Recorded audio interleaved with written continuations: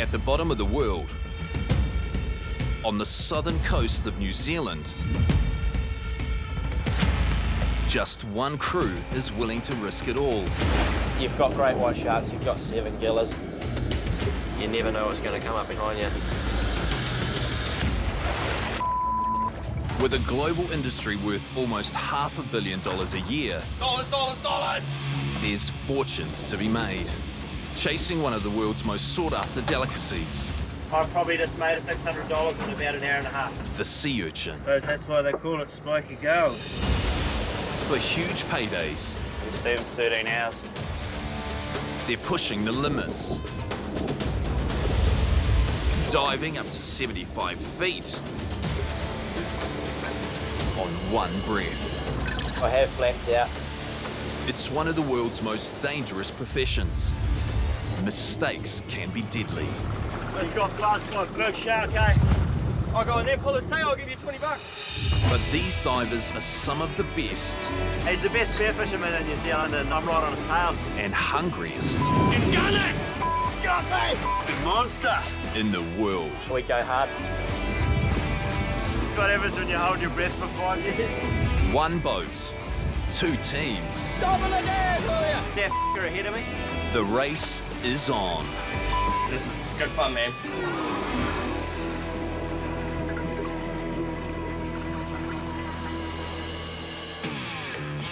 In the tiny seaport town of Bluff, at the bottom end of the South Island of New Zealand, Dwayne Herbert is taking his crew on a quest for riches in the form of the sea urchin, known locally as kina, also known as uni. Oh no, there's another rope attached to the vessel. This here's your radar over here. This is your eyes at night. But it's no easy feat, and this job carries considerable risk. This is a really dangerous job. You never know what the weather's going to do and you never know what's around the corner. I've got a huge responsibility of the safety of my crew, keeping them safe and getting them home. Dwayne is a driven individual, striving for success. And as a 7-time national spearfishing champion, he's definitely got a competitive spirit. Not only is Dwayne a renowned spearfisherman, he's a family man and a hero to his 2 sons. What's our tides doing tonight, Dwayne? Oh, it's high tide at the moment. It's going to drop in an hour or so and then we're going to get pushed all the way to Fjordland. Fantastic. It's going to be a shorter trip than normal. It usually takes around 15 hours to get to where we're going, so that's good. Still a bloody long way though. The team on the San Nicholas are travelling from Bluff at the bottom of the South Island, northwest over to Dusky Sound, a remote part of Fjordland. They're setting off just after 6 in the evening, so hope to arrive at first light. It's going to be about 11 hours before we get there, so we'll wake the boys up early so when we drop the anchor we're all ready to go. I'll put you in with Tom and Red Dog, and I'll dive with Dion and have Morgan and Stingy Boy tomorrow. Oh, fantastic. Sounds like a plan, That'll eh? be right, eh? Beauty. The San Nicholas will be deploying 2 dinghies, each with a dive team and a dinghy boy, whose job is to pull up the nets of sea urchin, but most crucially, watch out for the diver's safety. There's a lot to think about. I try not to think about it. You've got great white sharks, you've got 7 gillers, you've got shallow water blackout. The worst spear for me always, I hear the dinghy above me. They buzz over the top of you and you're surfacing and they smack you in the head. It's pretty much over, eh? So you just got to really be careful and your dinghy boy really needs to know what he's doing. With more than 10 hours until they reach their dive spot, there's time for some team bonding and a few tall stories. And there's none better than from a crew member called Red Dog. Oh, I've just finished the mad feed of bacon and eggs. I got on the piss the night before. My guts are ready to give that toilet a thrashing. And I get in there and it's blocked as. Like, On my boat, I work with Red Dog. go to push the button, it's like, nah. Yeah, we work really well together. I turned the hose off, jammed it right in the toilet, and I just stood there and held it. It's like, yeah, go for it, go for it. Put some revs on too, so it smoked. The whole toilet blew up everywhere, man, all through my hair, on my face, just fucking, Reese, Red Dog, Kelly, I run the dinghy. It's not that hard, you know? And then the whole trip we'd caught full as well, so that was just an even bigger bummer on top. I was like, nah. Needless to say, the crew is hoping for a smoother journey to Dusky Sound, but they won't know until sun up if the spot will be productive. Sometimes we go out, we spend all day diving from bay to bay to bay, trying to find fat kinners.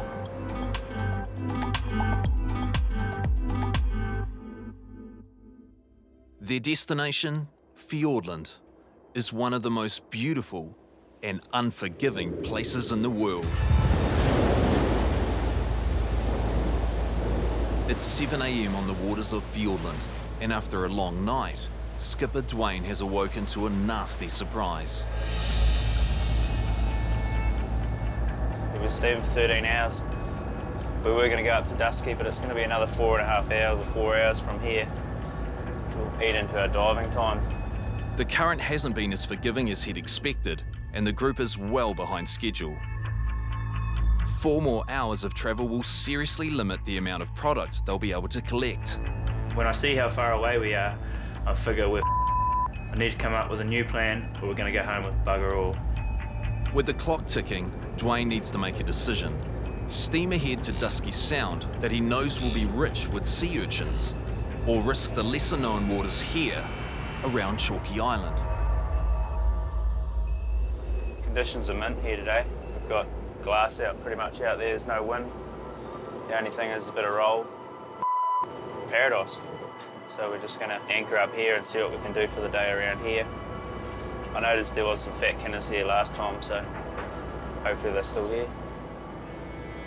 Based on the conditions around Chalky Island, decided to give it a go. I've seen sea urchins here before, but I've never dived here. Quietly hopeful that maybe we'll come away with the win. It might be an unknown for Dwayne, but this is familiar territory for young Raymond, who's familiar with another risk diving in these waters. Oh, Larry! Smile for the camera, Larry. So we got Larry up on the rocks here. He's my pet sea lion. It's great, eh? Yeah, no, he's a cracker of a yarn. There's actually a whole sea lion and seal colony around here, and we try our best to keep away from them, but they're quite a pain when you're diving. They get right up in your face. They're real territorial, and this year they have cubs, so you just got to really keep your distance and watch yourself. They'll definitely go you. They've got some big teeth on them. The crew are hard at work prepping the dinghies. The sooner they get in the water, the greater the potential haul. A boat's high maintenance. A lot of things have to be done. If the gamble pays off, the divers have got a big day ahead of them. But spending all day in a wetsuit does have its drawbacks. You got pimples on your ass. Have I? Yeah. That I do, actually, the wetsuit pimples. So after spending around about 15 days at a time in your wetsuit like I do sometimes because I'm just such a hard-out diver, I really get bad pimples, you know. You're moving all the time and you get real bad sweat build-up, especially around your ass crack and all your shoulders. That's the fun fact of the day. Part of being a commercial diver is trying to deal with those wetsuit pimples. But wetsuits in New Zealand have come a long way in the last few years, so yeah, bloody good stuff. I'm a little bit different. I'm putting my suit on compared to a Raymond over there. Raymond bloody caveman. Us Northfinders don't like the old pimples on us, so we use a bit of Dettol and soap. And it gets pretty cold in Fiordland sometimes. I'm ready for my day's work. How about you? Way easier. Don't have to deal with the cold water. Just gonna go out and have a look for some fat kinners, have a scout around for the morning, spend a little bit of time looking for the good ones, and then boom, just on them all day. Hopefully we hit the Mac Daddy patches, that'd be awesome. Into it. Red Dog is looking after Raymond's team, with Raymond and Tom diving for urchins. Dwayne has teamed up with Dion and Duncan, who will have Morgan looking after their dinghy. There are 33 plastic containers known as doughlabs that can be filled. The more teams get, the more money they earn. It's cool, man. It's like a competition and eh? Awesome. But to win this competition, the teams will need to find the best spot. And they have no idea whether this will be it.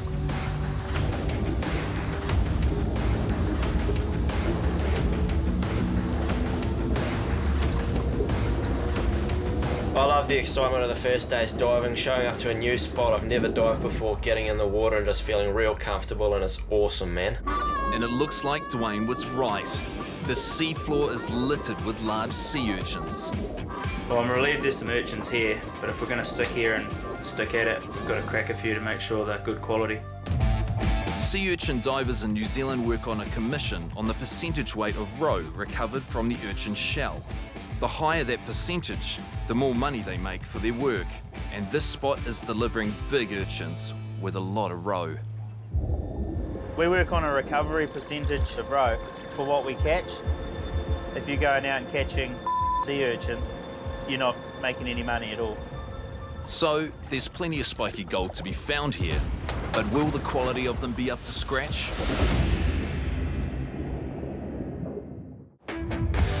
After pulling the plug on Dusky Sound, the boys of the San Nicolas are hoping Chalky Island will be a good spot for sea urchin. And it's looking good so far, but they first need to check the roe inside to determine whether it's worth sticking around. Sometimes we spend all day diving from bay to bay to bay trying to find fat kinners. But if they're not very good quality, we've got to move somewhere else. Not bad, eh? Seem to be pretty good so far. I do a crack test, which means I get 5 kinners. I check all 5 of them. Got to have a minimum of 3 good ones, otherwise we're out of the area. There's no point staying. Have a look. Nothing wrong with that, man. Have another one, eh? That's what you're after. Yellow gold.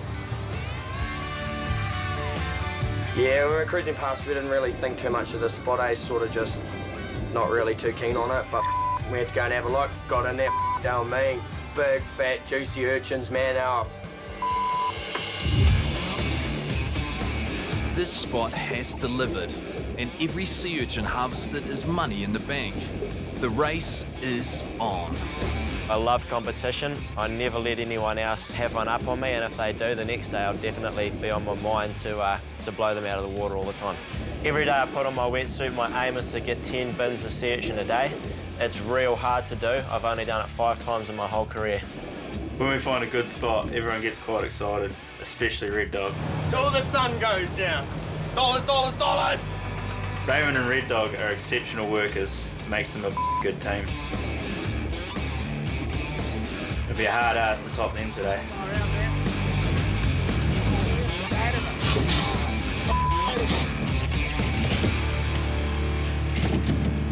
That's an awesome start to the morning here in Chalky.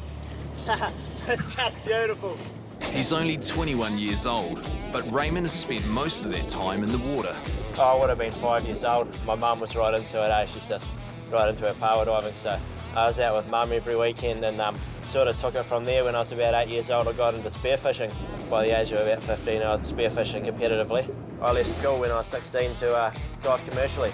Basically kinner diving all over the country, from the far north, 3 Kings, all the way down to the bottom of New Zealand here in Bluff, and that's when I first jumped on this boat, when I was around 17 years old. And the skills Raymond has developed are bringing in the cash, both for his crew and himself. I aim to make at least $1,000 a day and at least 150 grand a year. My parents always said I was a stupid prick doing this job, but you know, I tried to prove them wrong as fast as I could, and they probably still think I'm a stupid prick, but that's all right. Fuck, there's a fat, bro. Neat, awesome sea urchin. A good sea urchin diver will hold their breath for up to 2 minutes, while working hard underwater to gather as many urchin as possible on that one breath. The more urchins per dive, the faster they fill a net and the more cash they collect. We're greedy, we are. You know, there's no denying that. We go hard. We're just going for it. But a greater reward requires greater risk. I have flacked out. You just stay down there too long, you know, you're feeling real good, you're diving real well, and you know, you just reach that point where you're on the bottom and you look up and you think, that's a long way to go, eh? You start getting the tingles in your fingers and your legs and you think, oh, I'm in the here. When you black out, you're negatively buoyant because you've got no oxygen in your lungs. So as soon as you reach the top, you just start to sink again anyway. You're pretty out of luck in this job if you black out because you've usually got no one around. The time I did black out, I did start to sink again. And lucky someone grabbed me. Is that full? Nah, no way. With this one and Tom's one, yeah. Yeah, bro. Oh, sweet, there we go. I'm off back to the boat, boys. See you in a bit. This is Raymond's second bin. to Tom's first small bin still. So Raymond's doing pretty good. Plus we got old DH Dwayne over there. He's doing really good too. It's a big competition. It's awesome. On the other side of the bay, Dwayne's team are working just as hard.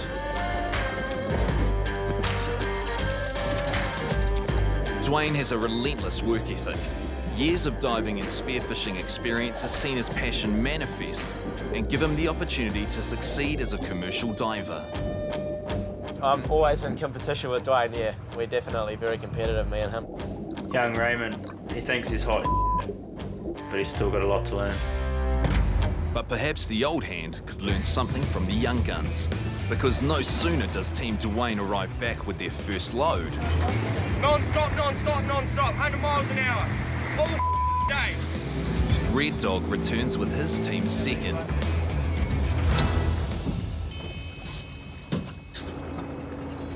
Red Dog's the best worker I've ever known. The day he turned up, just ADD, can I do this, what do I do here? And he takes it all on board. He's a real asset to this team. Red Dog could do with 2 more kits on that one. He can spin a good yarn too. Yeah, Red Dog's not packing them that well. Bloody rookies. First hour we'd have close to a tonne maybe just under. Yeah. Hope to get 6 tonne, maybe a bit more. The kinners are really fat, nice recovery, like you should get 10-11% out of these ones. Look at the conditions, pretty nice. Yeah, we should be able to do well today. But sea urchins aren't the only thing that grow large in these waters. There's a few things crawling around down there. One thing the boys can't resist is the crayfish. The spiny rock lobster, known in Australia and New Zealand as crayfish, is hugely popular both locally and overseas, fetching up to $125 a kilogram. The cool, untouched waters of Fiordland have allowed these creatures to grow in size and number. It's enough to make Raymond put on a show. Ah, it's got me! Ah! Oh, look at the boat! Ah! Raymond's a bit of a idiot sometimes, but he's all right. You're basically tripping over them down there, but we don't have a commercial license for them, so we're allowed to only take our recreational catch. Everyone wants a feed, you know. Everyone's got a auntie or a cousin or an uncle or something. Yeah, a couple of them a day you're allowed. Keep the cousins in the fire happy. Boy, get back to work. Hey, get me some kinners, hurry up. With calm and clear conditions in and around Chalky Island, the crew are not only on track to pull in a considerable haul of sea urchin, but they also get to reap the rewards of what else is on offer. And for the first time, Dion from Team Dwayne has caught himself 2 crayfish in one dive. Everyone's going bloody hard today. We don't get conditions like this often, and we're going to take full advantage of that. I've probably just made about $600 in about an hour and a half out of that. But it's not just crayfish and sea urchin they need to worry about. My biggest fear out there would be my diver getting taken away by a great white shark. When they're diving down, you know, and they're down there for quite a wee while and you're sitting there just waiting patiently.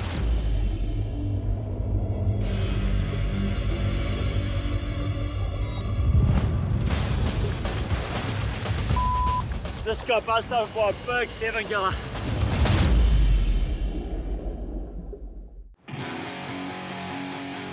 It's still early in the day for the San Nicolas crew, and despite Chalky Island being a Plan B location, it's turned out to be a lucky break, with over a ton of sea urchin harvested in the first hour alone.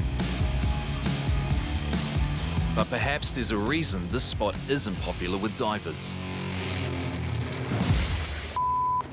Just got buzzed over by a big 7-giller. That's a big shark. That's a real big shark. The shallow water appears safe from great whites, but the smaller 7-gill sharks are nevertheless known to be aggressive towards humans. He buzzed me real hard. He swam straight over my shoulder to let me know I was in the wrong place at the wrong time. Holy hell, bro. I just saw the biggest 7-giller, eh? Oh, man. Come right up to me, eh? Right over my shoulder. Oh, let him know if he gives you any man, we'll jump out and move if you want. Nah, he's not giving me any way tougher than him. I'll pick a fight with him. Bit of cheeky whack on the nose, eh? They don't me that often, today. Raymond's so full of sometimes. I'm sure he holds his breath for too long and makes his head swell like he thinks he's the man. I'll go in there, pull his tail, I'll give you 20 bucks. Nah, 4 metres 7 kilos, eh? Yeah? Yeah, man, I usually dink them, man. But this environment can change quickly. That fog rolled in real quick, man. And that just. Not even 10 minutes. Nah, man, it's getting pretty foggy, eh?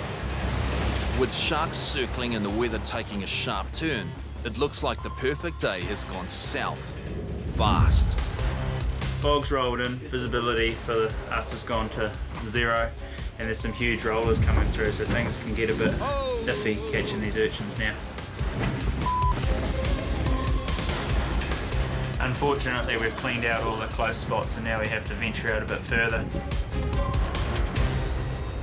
which is going to make it a little bit more testing for the boys. Haven't seen Team Blue in a while. I got a bit worried about it, so we went and had a look for them. Jesus. He's in over there, bro. Look, they're on the other side of the rollers.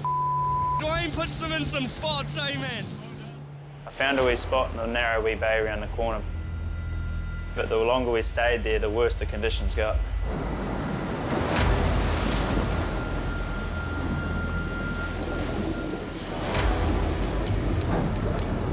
I don't envy Morgan being in that spot. It's hard enough being a dinghy boy without having to deal with those big-ass waves. As Team Raymond get closer to Dwayne and the boys, they too get caught up in the breaking waves.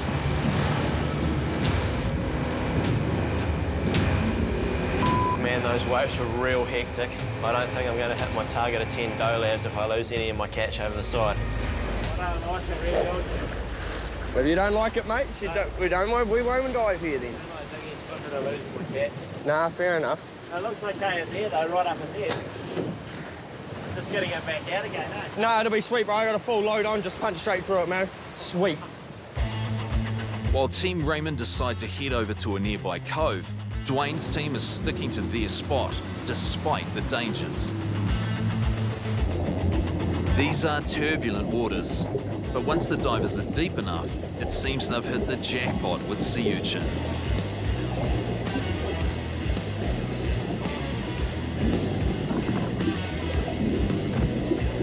This spot is delivering as they had hoped, and with such a successful haul, Dwayne may be ahead of Raymond. The competition between the teams is fierce, but for Dwayne, the responsibility is twofold, pushing his team to bring in the most sea urchin, and, as skipper of the San Nicolas, making sure his crew make it back in one piece. You know, your crew is your main priority to keep them safe and get home, and you never know what's around the corner. Oh, bro, this looks nice. Yeah, that looks pretty sweet. Morgan can get in and out of that tight spot. Mate, I can get out of anywhere. Oh, look at this. Beautiful. She'll be good, mate. She'll be good. Yeah.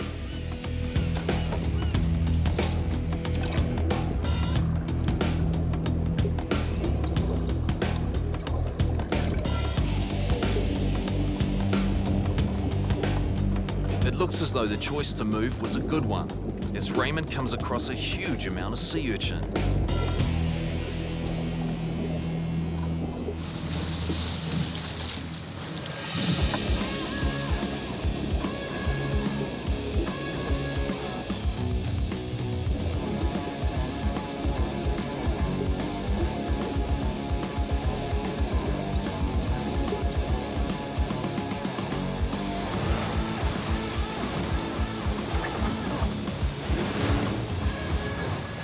Have you cracked any? No, I haven't, are they good? Oh, I haven't. I got 5 here I'm about to crack.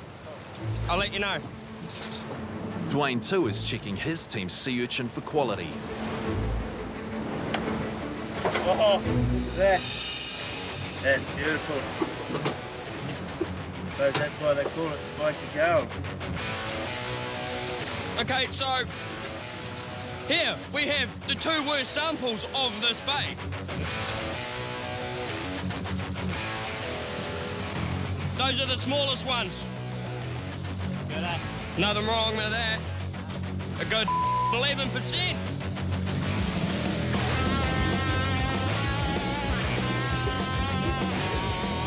So both teams have landed quality urchin. But next they must return their catch to the main vessel, and losing any of their catch in the rough conditions will be costly.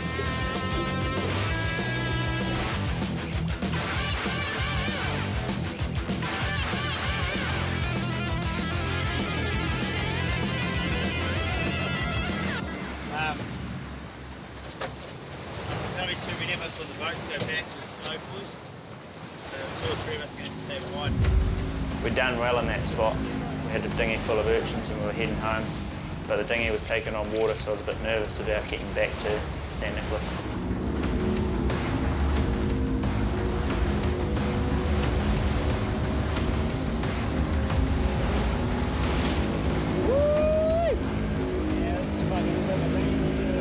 We got our 800 kilos of sea urchin on board and we're coming out and these big waves are stacking up. We're trying to punch through them.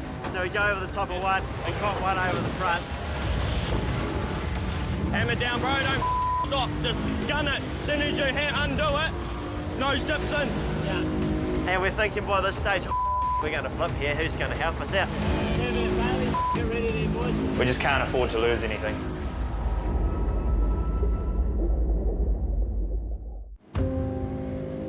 The boys of the red team have got their dinghy full of valuable sea urchins, but the relentless high-rolling waves they have to cross to get back to the boat are threatening to tip their cargo and themselves overboard. Hammer down, bro, don't stop, just gun it. As soon as you undo it, nose dips in. Yeah. We're thinking, we're going to flip here, who's going to help us out? Get ready there, boys. We can't afford to lose anything. Just caught a bit of water and straight down my leggings. Yeah, yeah. And then we just kept going, and we actually managed to get through there, so I was stoked, eh? Like, I my pants. Yeah, I was myself, like, properly. Hey, Morgan! How you doing over there, mate? Bro, that's a big wave, man. Luckily, Team Dwayne is also through the worst of the rough swell. But they're taking on a lot of water, which combined with full dolabs is dangerously weighing the small dinghy down. It was quite a tricky spot. Even for the boat to get in, it was a big swell, and yeah, I was quite freaked out. I'm surprised he even went into where he went. And then we all ended up in there, and it was a little nice bay with no waves. Yeah, it was good. It's a bit hairy, a couple of wee waves where we were, but saw a bit of character building. Back on the St Nicholas, getting the urchins into the refrigerated hold quickly is vital to keep the precious cargo fresh. Yeah, we're having train problems at the moment. Yeah, no, it's not going to work, boys. Oh, come on, mate, it's all operator error. If I dropped it on his head, it'd be operator error. But the everyday risks these guys face aren't confined to the ocean. Once we had one of the hooks pop out on one of these dolabs and caught on the side of here, and it dropped straight on top of a guy and spilled kinders all over his face. Another guy standing here trying to yank the hooks out of one of the bins. Come straight back up and smacked him in the bone just under the eye. He had a big gash under there. That's the bit of yeah, isn't it? As long as I can buy 10 bins, 10 of these for the day, I just made $600-700 bucks, so I'm happy. Each day I always target 10 dolabs. I don't like leaving the boat if I don't have 10. So far, I've earned probably about $1,300 bucks out of that. Yeah, That's why you always just encourage them, you know? Oh, come on, man, you know you want to make a bit more money, get us another bin. More money he makes, more money I make. It's just a big chain that keeps going. Everybody's happy. The money's bloody important to me, but more important to me is showing Dwayne how it's done. How's Dwayne Herbert getting on today? Like, he's meant to be, you know, one of the best divers in New Zealand, and I'm right on his tail, so he's the best spearfisherman in New Zealand, but when it comes to kinner diving, he's a Champion spearfisherman Dwayne can't resist taking a bit of time out to catch the boys some dinner. That's my passion, spearfishing. You know, I love hunting deer, pigs, anything like that. But in the water, that's where I sort of get in my element, I suppose. Just done it all my life, so I understand the water, I understand the ocean, and I understand how to hunt fish. So it's what I enjoy doing. As Dwayne and the rest of his team head back to the San Nicolas, All good? the results of the morning's dive are starting to show. So we've filled the hold now. We have about 4 tonne down there. So that's 18 bins done. Just going to cover it up now, and then turn on the chiller. Keep them nice and chilled till they get home. The refrigerated hold may be full, but the boys are still hungry to keep diving, so Dwayne is resorting to hosing down the urchins to keep them fresh. Yeah, so we want to keep them as fresh as possible. So we keep them wet, chilled, and the wind and the sun off them. They're a perishable food, so if you don't sell them when they're ready to be eaten and they go off, then you lose your money. It's all about timing. As soon as we get back in Bluff, whether it be 3 o'clock in the morning or 5 o'clock in the morning or 6 o'clock, the process will be there ready to start.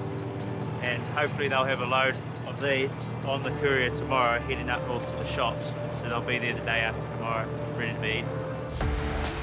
So far, Raymond's slaying it. He's got 2, 4, 6, 7 bins. And old mate Tom's got 6 bins. So 6 and 7 is, oh, I can't, not too good at maths, that's why I work on a boat, but it's a lot of money for me. So I'm f***ing happy, I've already reached my limit for the day, but anything else is a bonus, man. Into it. This is good fun, man. Yeah, I'm coming to it. 5 hours into the dive, and the red team is showing no signs of slowing down. With the weather clearing, red team are heading to a sheltered part of the bay.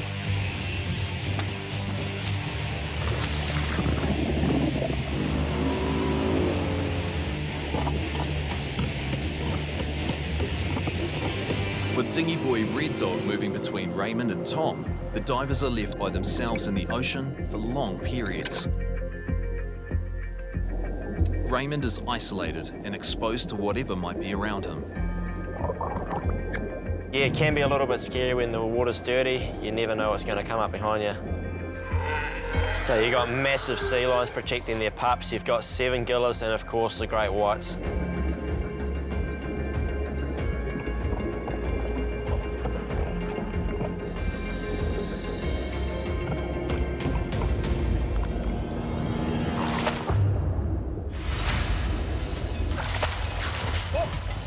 Fortunately for Raymond, it's only a seal pup this time, but his parents might not be so friendly. But the payoff for the risk is big, fat sea urchins. They're fat as eh? And yummy. Oh, that's good.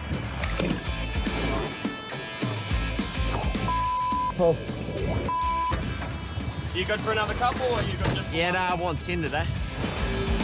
On the other side of the bay, skipper Dwayne and the team are searching for a new spot. A successful trip is a combination of know-how, hard work, and a little bit of luck. Finding the right spots with the right urchins and the greatest rate of return.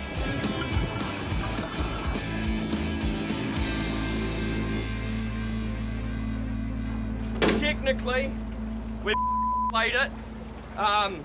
Yeah, no, we're on the main run patch around the corner, man. They're everywhere.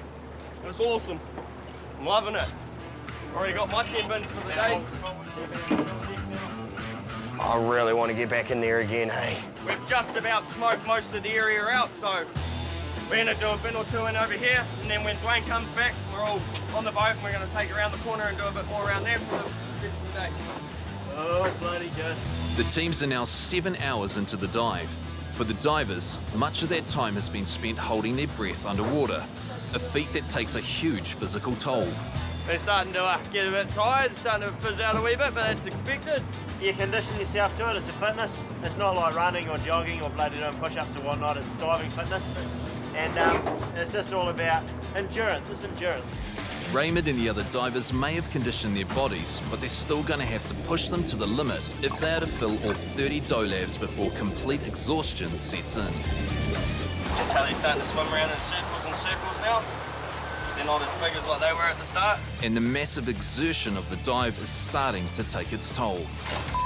grand, mate. Just done about 8 hours diving. You know, body's feeling it pretty hard out, matey. The question is, how hard are they willing to push themselves in the quest for gold?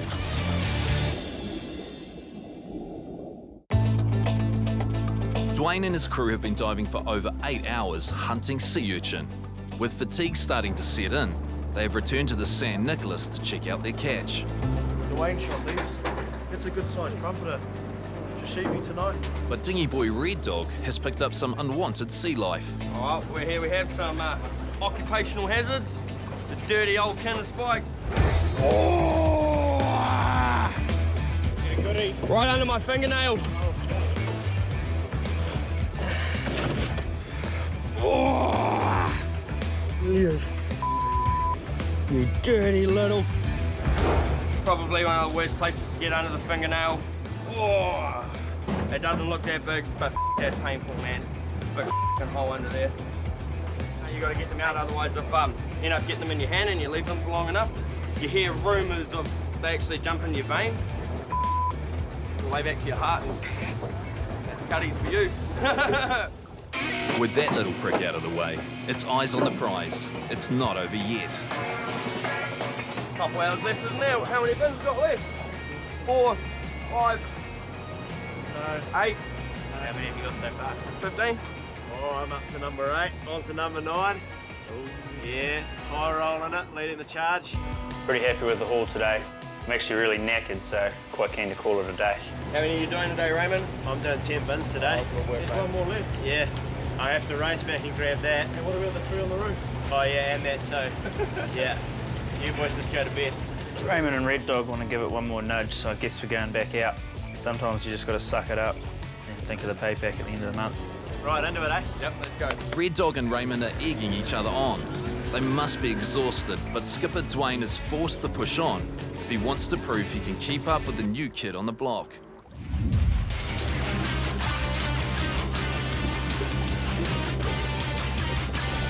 Late in the day, you start getting tired, fatigue starts kicking in. It's hard to stay awake and be alert, but it's times like these when mistakes are made. See, I can't see him. Yeah. So, make a bit of noise to let him know I'm on top. Just leave the motor in neutral so he can still hear it, so he knows where I am. Not really ideal. You don't ever want to turn your diver to sushi. Need to grab some off the roof, I need to keep going. I got 9, I need 10. That's the greedy side of me coming through right now. I'm absolutely I'm pretty tired. So yeah, we're just going to push through this last one. Just another 2 bins. So all they got to do is hold out for 2 bins.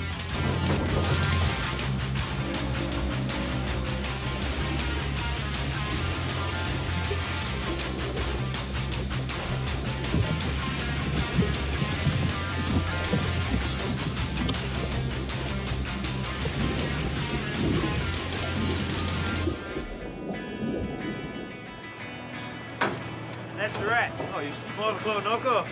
Righto, too. You can write those numbers down. Dwayne's 25 and Another one's Bob. the other one's Bob, B-O-B. The team's efforts have paid off with a total of 33 dolabs filled, filling the hold with overflow covering most of the deck.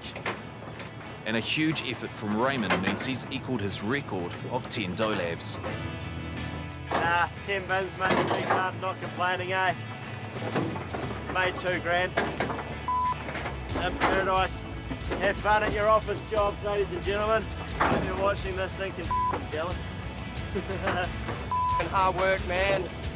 A lot of hard work. Yes, but glad to be done. Have a big feed and go to bed, I think. Small price to pay and all that money. Small price. And there are some perks to the job too. A couple of crayfish there, eh? Good size too, eh? They just, you can't really avoid them. They just crawl straight into your hand, so you might as well grab them while they're, you know, while they're there, eh? So, yeah, take a feed over for the boys. Fantastic.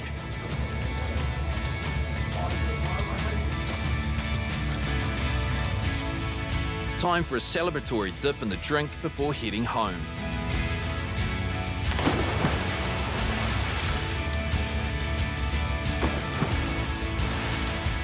they can't take too long. It's all on a tight schedule, everything's sort of streamlined to get their product as fresh as possible to the shops. We'll have the processors waiting on the wharf to pick up, and they'll take a tonne or so away straight away so that they can start processing it in the factory.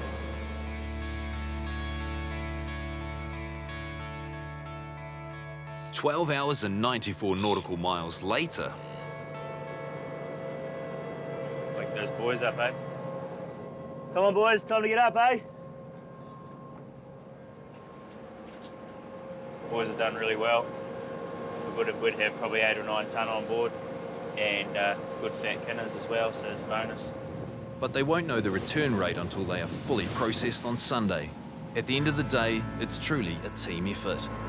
I'd be hoping for 10.5%. You know, 10 makes everything good. We'll know after they've been processed and the figures have been done. Quality and quantity are both important factors in this game. Ultimately, that's what dictates the paycheck for the crew.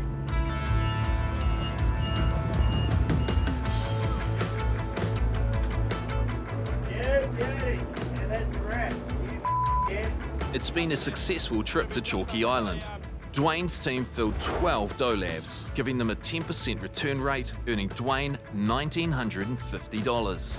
But Raymond and Red Dog's team filled 6 more dough labs than Team Blue, earning Raymond $2,250. Made $2 grand. In paradise. Have fun at your office jobs, ladies and gentlemen.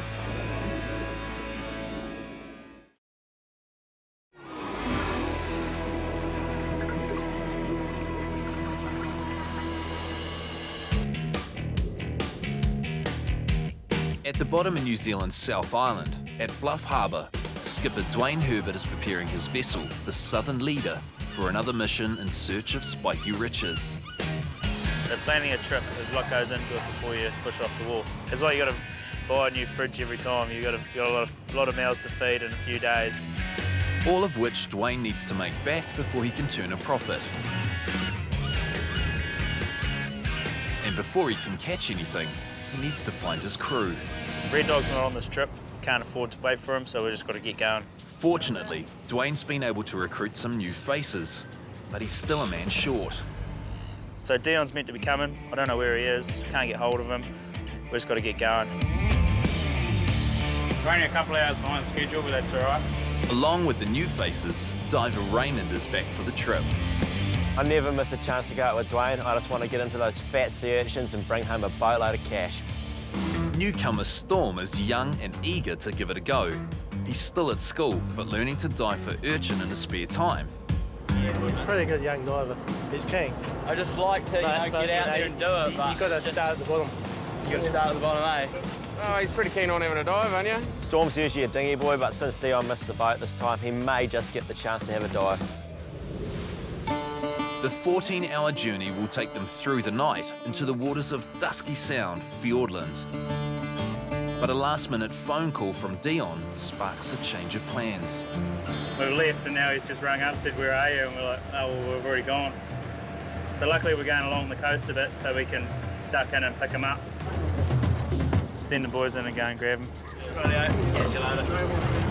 Oh, careful of the motor. We'll meet them in an hour or so. The boys are going to have to go flat tack as the trip's already behind schedule. So Dwayne tells us we need to go and pick up Dion real quick. So we put the motor in full bore, open her up and see what we can do. Spiky Golds, Scotty Dog. This is Ed Sheeran. Okay. Look at Ed Sheeran. Dwayne is also joined on this trip by commercial diver, hunter and spear fisherman Tim Barnett. I've known Tim for 15 years or so. He's a keen man. He's always out there doing it. Resourceful, loves spearfishing just like me. Let's go give it a go. But I guess with the young bucks around, it's always good to have an old dog on hand, keep them in line. The boys catch up with Dion, who's waiting at a nearby boat ramp. It's better late than never, but it's always good to have Dion on board. I gotta tell you, you feel like I dropped some diesel on it. Yeah. So you get my "26-year-old Dion grew up with diving in his blood. My diving background's kind of my old man's background. He was a commercial kinner diver back in the day. Dion grew up in the city of Gisborne on the east coast of New Zealand's North Island. My old man taught me the basics. Now it's like, yeah, sweet, I can actually do this. And like other divers, Dion was drawn to the deep south by the opportunity to make some serious money. My aim was to come down here and chip away at my mortgage pretty fast. I don't want to be paying a mortgage for the rest of my life. So they got a saying down here in Bluff, all the divers here, they say head down, ass up, you know, work hard, you know, play hard, which is a good thing. You know, we do work hard and play hard. How you going, dude? Good. Oh, they forgot me. With Dion back on board, the crew is now complete. But young Storm is worried he'll be stuck being dinghy boy again on this trip. I mean, Dion just going to have turns dinghy boy tomorrow. Yeah. Because I was a bit worried, like, you know, he was trying to tell me that I was like full-time dinghy boy and like Dion's going to have all the diving. Yeah, well, that was the plan, but now you've changed my mind, you've asked, so. Oh, no, that's all good then. Nah. Sweet as. Part of being a skipper is keeping your crew in line and also giving boys a chance. Storm wants to have a go at diving, so I think we'll put him in the water and Dion's going to have to dinghy boy. I'm not too sure if he's happy about it, but it is what it is. With the crew all on board, the boys settle in for the long journey ahead.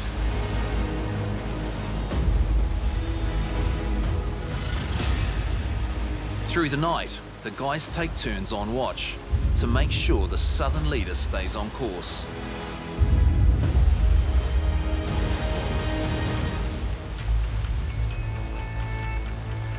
As day breaks, the southern leader has made her destination, just off Anchor Island in the stunning Dusky Sound.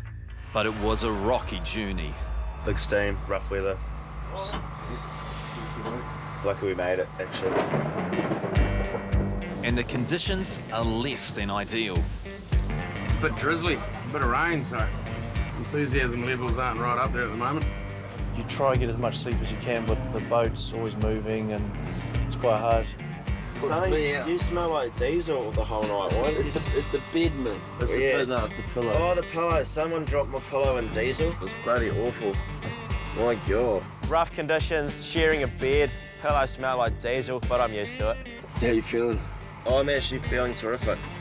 Ready to seize the day. Ready to catch a lot of sea urchins. It'll all be forgotten once I get into the water and start getting into that spiky gold. There was no sneaky means last night, was there? No, I don't think so. They say an army marches on its stomach, so it's on to the most important meal of the day. Oysters on toast. And it seems Dwayne's responsibilities don't stop once he gets below deck. The old skip's doing the dishes. He's a completely good guy. Every day I gotta do the dishes. With the crew fueled up and ready to go, it's time for the teams to divide and conquer. Us young bucks are real keen to get into the water, me, Dion and Storm, and we just want to get in there and make some cash. While Team Raymond are rearing to go, Dwayne and Tim, the old dogs, are still getting suited up. I'm running a 9mm top half and a 7mm bottom on this, so yeah, always think I'm a bit of a wuss, but I like being warm, so I'd rather let a little bit of water in if I have to, stay nice and toasty. As the old dogs embark on a historic dive, the young bucks are trying to find the pot of spiky gold at the end of the rainbow. Fat sea urchins. Howdy, howdy, let's get rowdy.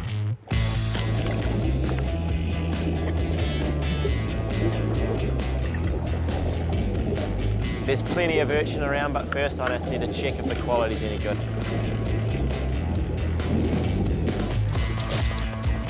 Any good, Ray? Pretty average. Yeah, we're getting a few kinner, but they're just not good quality, you know. Like, yeah, look at that. It's really small and average. The size of this row means less cash for all involved.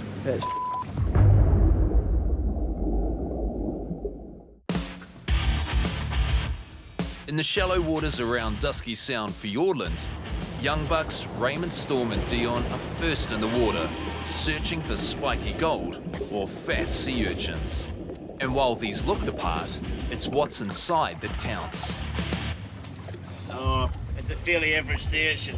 So unfortunately, the first lot of urchins we've found are on a diet. They're real skinny. We aim to actually get them when the roe is a lot fatter than that. That's real skinny. These urchins are going to have a real poor return rate, maybe only 3 or 4%. If we go back with a boatload of these, the bank account's not going to be looking too good.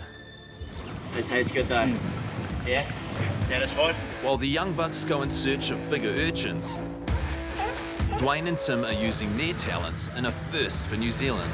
I've been waiting for this day my whole life. I'm so excited. Yeah, this is a New Zealand first. We've been granted a permit to be allowed to spear butterfish commercially. There's been plenty of commercial spear fishermen that we know of that haven't done it legally, but we've got the bit of paper that says we're allowed to do it. Dwayne and Tim see spearfishing as a great alternative to set netting. Traditional set netting has been criticised for the amount of bycatch, unintended fish or animals, such as dolphins or birds that get caught in the nets. Spearfishing is selective, it's more sustainable, and there's no bycatch. Purely you're taking what you see.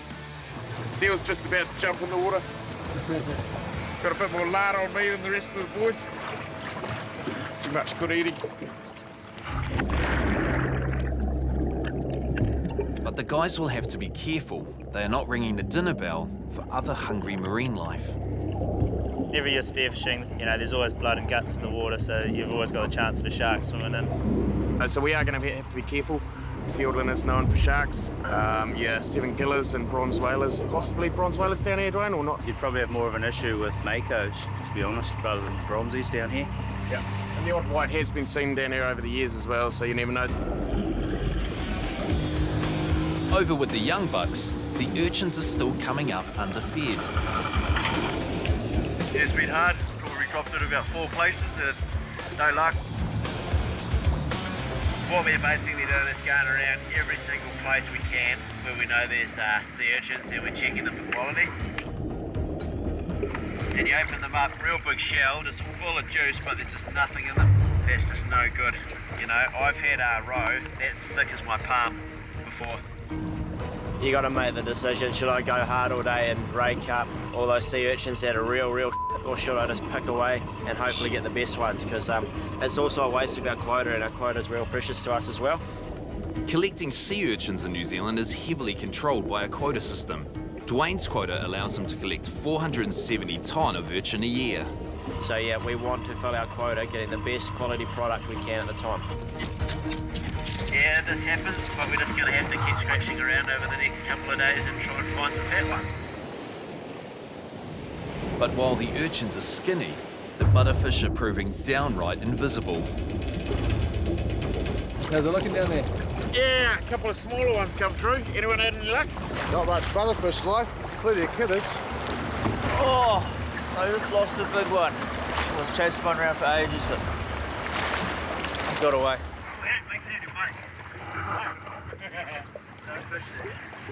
You can plan and you can prepare as much as you like, but at the end of the day, if the fish aren't there, you're coming home with nothing. The team decide to try another spot. Finally, I get some good butterfish in my sights.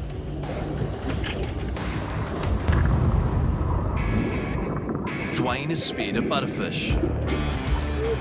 Nicely done. You can find lines at deposit on the beach house. And things are picking up for Tim as well. There's butterfish, sweet ass. He's not a monster, but he'll do. Minimum size 35, 42, 43. He's a keeper. But Dwayne and the boys have got a long way to go before the meagre butterfish catch will pay for the trip, let alone turn a profit. That's the size that we're after. You know, it's a good 1.5 kilos, but at the moment we're not finding any like that. Butterfish aren't here in the numbers I was expecting. There seems to be quite a few seals around. That's probably contributing to the fact that there's not many numbers of butterfish around. There's 2 seals following me just about every time, and I'd see a butterfish just in the weed and then scoot off. They were yeah, they're pretty scared, so. Dwayne is starting to face the fact that they're unlikely to make a profit with the butterfish being so scarce. This is not really going to be a very productive day. I'm feeling that it's not going to be very good. Hopefully the boys are going better on the urchins.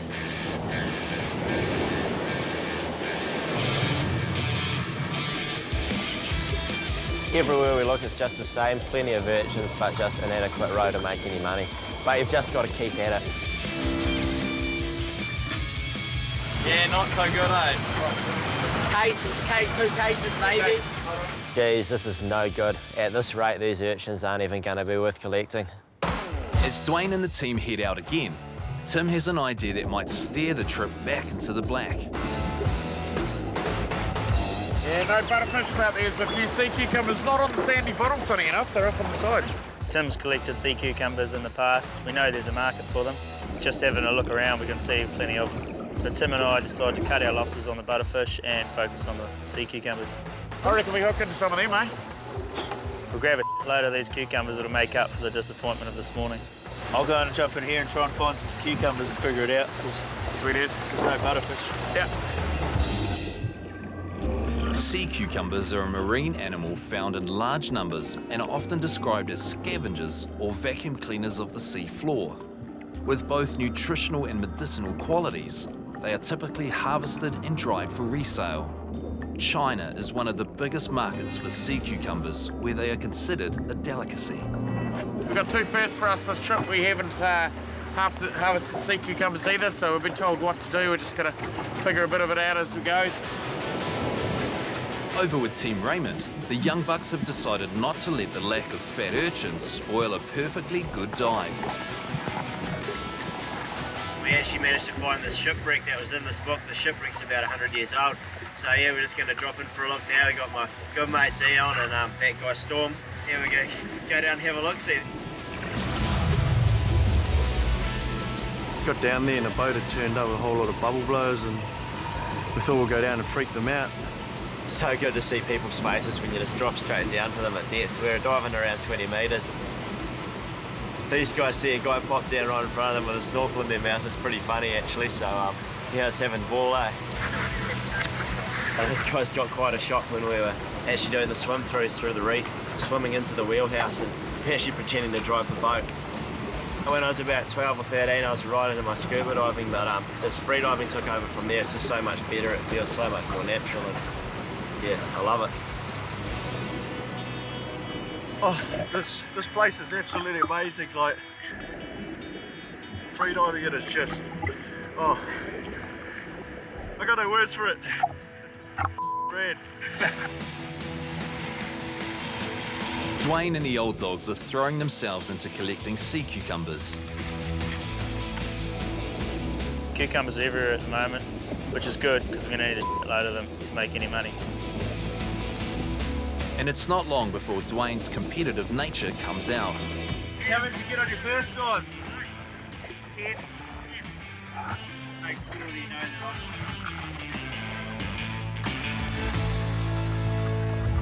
But while the boys are finally making money, the morning's spearfishing has attracted some unwanted visitors.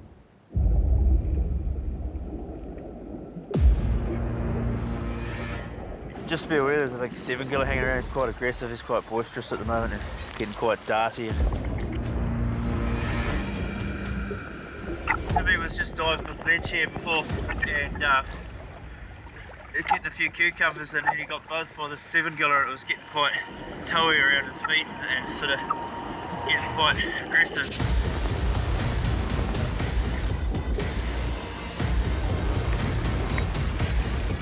See 7-gillers all the time. Normally they're pretty good and they leave us alone, but you got to keep an eye on them because you can't trust them.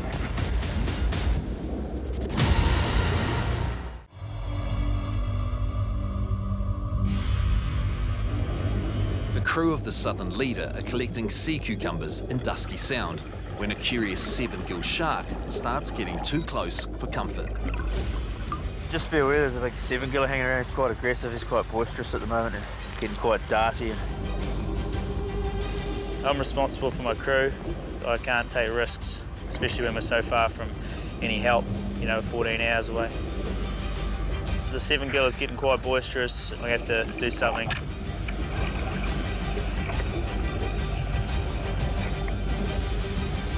Got to put the boys' safety first.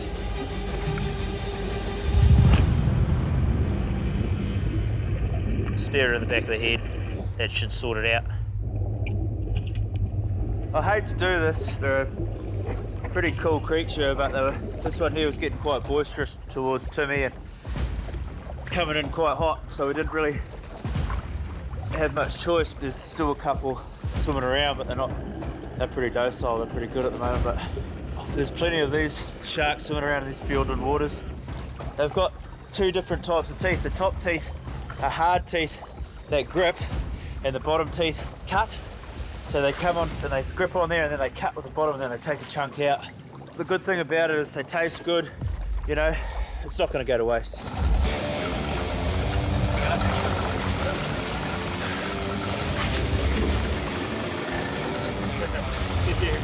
Dinner time. Dinner time. With the threat of the shark out of the way, the boys are free to get back to collecting sea cucumbers to hopefully start bringing in the cash.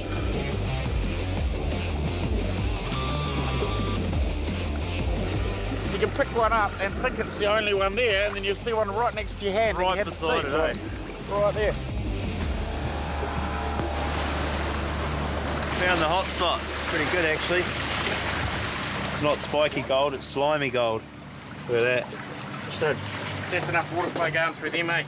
The question for Dwayne, who is new to collecting cucumbers, is how to store them on board to keep them fresh until they get back to Bluff. So we've got these floating around, but I'm worried that cucumbers sit on the bottom and stick to the rock. I'm worried that they're not going to have anywhere to stick to and they're going to lose condition. We're sort of just trial and error, I suppose, but we don't really want to error as much as we trial because it could be costly. If the cucumbers work out, it'll be a great earner for the team, and Dion in particular looks like he could use a wetsuit upgrade. Oh, I've got new booties. These are my lucky ones. This side. This end. No, they've gone. Yeah, they're too sloppy, mate. This batch of sea cucumbers has already gone limp. We, Problem with soft slags in the past. time to time. You'd be lying if you said you hadn't. So, will they go hard again? Dwayne and Tim are worried their storage methods will ruin the cucumbers and render them worthless. We didn't quite have enough moving water going through the crates, I think, so they've got a little bit softer. It's really important the cucumbers stay in top quality condition until we get back to Bluff. So we want to gut them and get them on ice as soon as possible. Insert here, is it in the middle? Yeah, just about 20 or 30 mil. As central as you can. I don't know what I'm doing.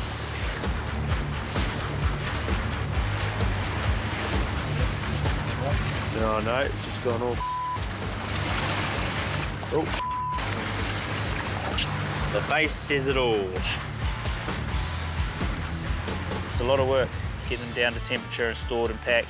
But at the end of the day, if we get back to Bluff and they're not in good quality, there goes our money. Oh, the hand's cold. Well, we send them up frozen, so he thaws them out, cooks them, dehydrates them, and then they're sent over to China like that. Much easier to transport and cheaper. And then, yeah, they put them back in water over there. They come back similar size and shape to this, and then, yeah, slice them up to eat. So, interesting little critters.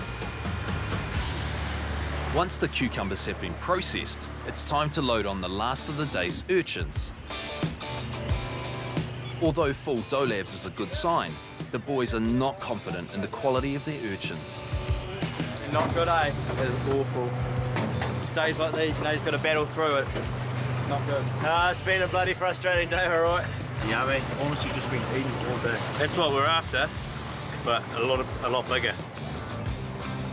Yeah, a bit of hard graft today.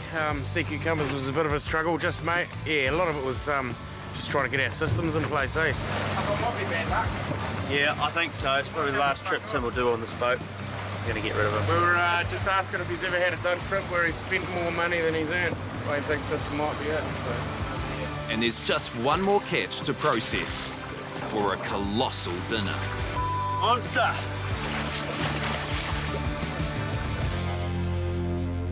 As the sun sets on Dusky Sound, the team are ready to call it a day. Today it was first for a lot of things, so we gave it a nudge, and we know we've got to pick our game up on a fair few things. They're all happy because they've been having fun spearing fish, but their bank account's going to say different if they don't have a good day tomorrow. So hopefully tomorrow we can sort it out. Finally, a rest for the crew. Dinner, a few beers, and a few yarns before bed.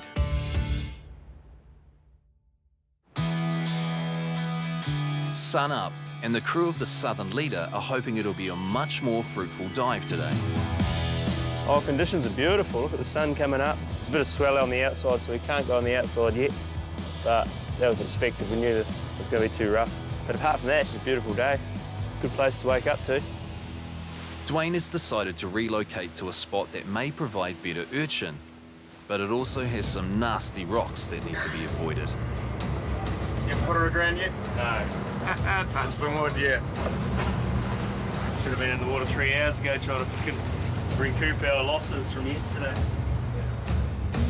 The boys will have to leave this afternoon to be back in Bluff by the morning, as they have orders to fill. If we leave at 4 o'clock this afternoon, we're going to get there 8 o'clock in the morning, which is about right. So we've only got 6 hours of power when we really need 12. Late start, early finish.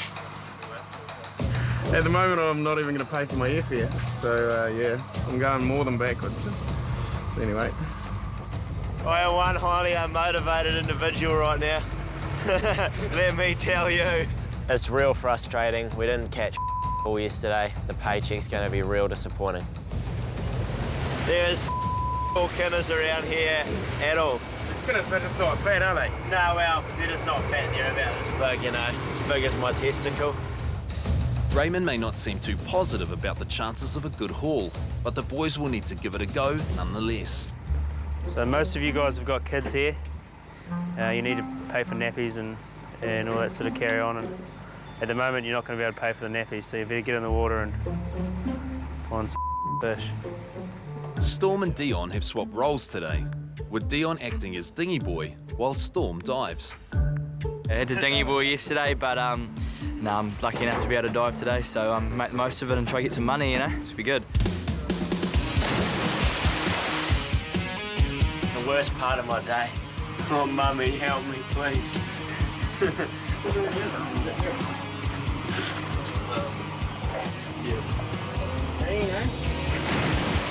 Boys are keener than the old boys today.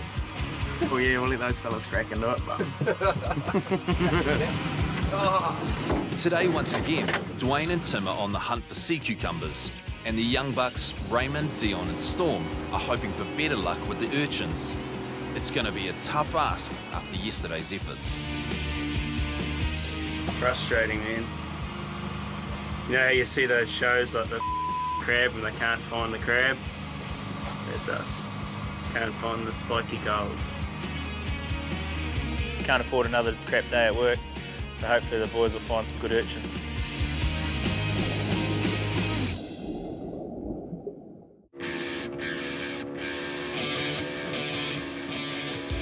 With a lacklustre catch yesterday, the young bucks of the Southern Leader are the first in the water. And with money on their minds, they're taking matters into their own hands. So we've been told to dive the coast just back here. We've just left the boat, and we've obviously gone against Dwayne's orders, and we've come way past the coast and we've ended up on this island here. I'm not too sure how happy he's going to be, but I don't really care, to be honest. I'm just going to find fat kinners. Right now, let's get into it, eh, boy? I really hope we find the Mac Daddy patch today. Opening up skinny sea urchins yesterday was nothing but frustrating.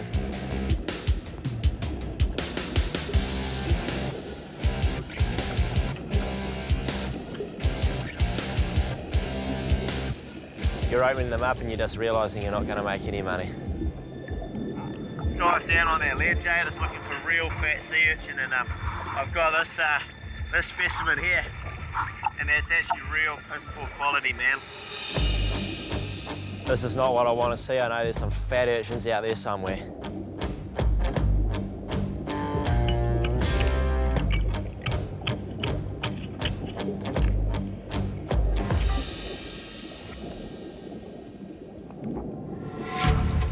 That there that's worth to me, eh? Like, I made about 15 grand last month. I've been working like a bastard for the last 7 days and I probably made about 100 bucks. Like, I'm spewing, eh? I'm really spewing. Like, it's just not worth our while, and we've got to get in these wetsuits all through winter when it's about, you know, between 5 and 10 degrees and jump in here and make no money. So, yeah, you actually feel really eh? Good here, eh?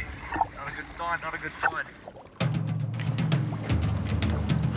I haven't dinghy boyed before, so this is my first time. You gave me one with a hole in it, Dion. Yeah, mate, give me a new hand it, please, that's right. Not a good start. Thank you. Chuck that on board, look at that. Look at the hole in there. Not gonna stay in there. My mistake, rookie mistake, already one mistake today. The old boys, Dwayne and Tim, are hoping today's search for cucumbers will be more successful. We saw a lot of potential in catching the cucumbers yesterday, but we wasted a lot of time in the process of keeping them in good condition. Today we just need to go hard and catch as much as we can. We're going to try and streamline the process. We're going to process them on the boat, get them gutted, and then bring them back to the big boat. Plenty here. A lot of them are down in the weed now. While the cucumbers are piling in, the hunt for urchin is turning up neither quality nor quantity. Look at that. It's not spiky gold, it's fool's gold. Because you feel like a fool raking it up. Just a bit of a joke at the moment, eh? Like, there's nothing of any value here to us. It's just really not looking good. It's not good. Not good. It'll taste good though. Can't find any good sea urchins. At least we can find some dinner tonight, you know. There you go, down. How's that? Magic. Everyone starts to get a bit down and disappointed when the product isn't up to scratch. But you just got to keep trying, go hard or go home.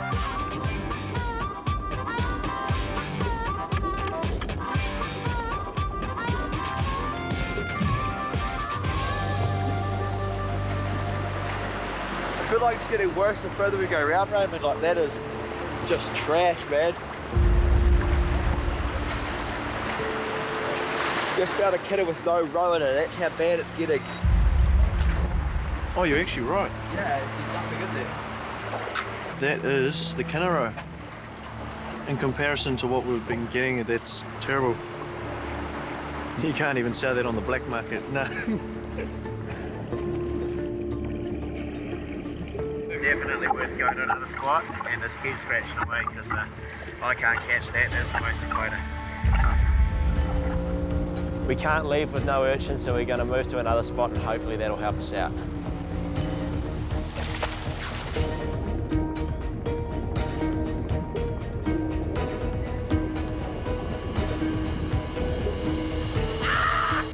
We got one good one. We found one. Right. We found the spiky gold. Yeah, yeah. I'm fizzing, eh? I finally found some fat urchin. It's giving me a little bit of hope that there's some more around. Still no good. What? We just had Raymond come up here and just tell us about it. What, they're good? Yeah. Well, I don't know where he is, but... I just cracked another one of those absolute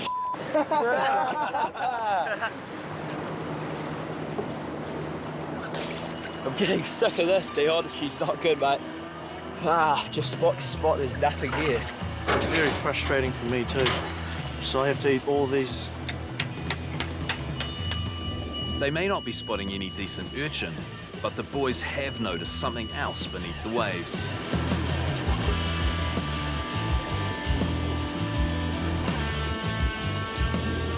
So we dived down and found this massive tree of black coral, and it's just amazing that you can come across something like that while you're working. Just makes the dive so much more enjoyable. Alright, just swimming down this big ledge, mate, and checking out this awesome black coral. That's at least 20 metres deep. It's just beautiful down there, mate. Like, you get a massive freshwater layer on top, and you break through that freshwater layer, and it's just surreal. Don't even mention the sea urchin. The sea urchin's just rubbish. I'm not even worried about that anymore. I just want to check out the black coral. This is just becoming more and more of a leisure trip for us, eh? We've come here a couple of times and it's been absolutely crap. We've just caught the kinner, but today's just been leisure. Look at me, I'm going to get a tan today.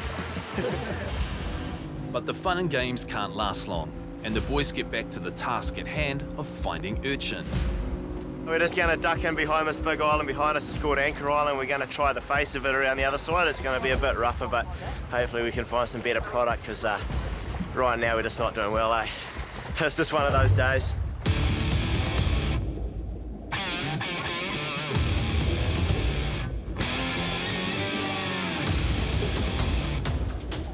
It may look like there's a lot of urchin around, but it's quality over quantity out here. I'm cold, I'm tired, I'm over it. I just need a few decent kinner to help me out now.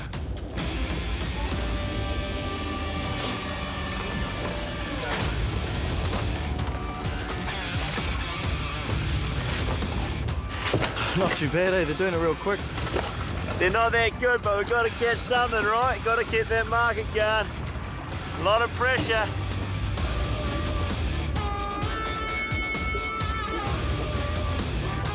With time fading fast and not many options left, the boys have no choice but to haul as much as they can back to the main vessel.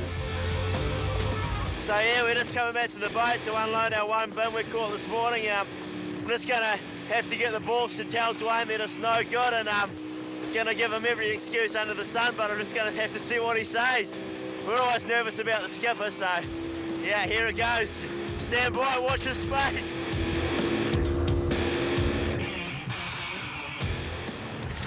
Oh, boys! Oh, only one.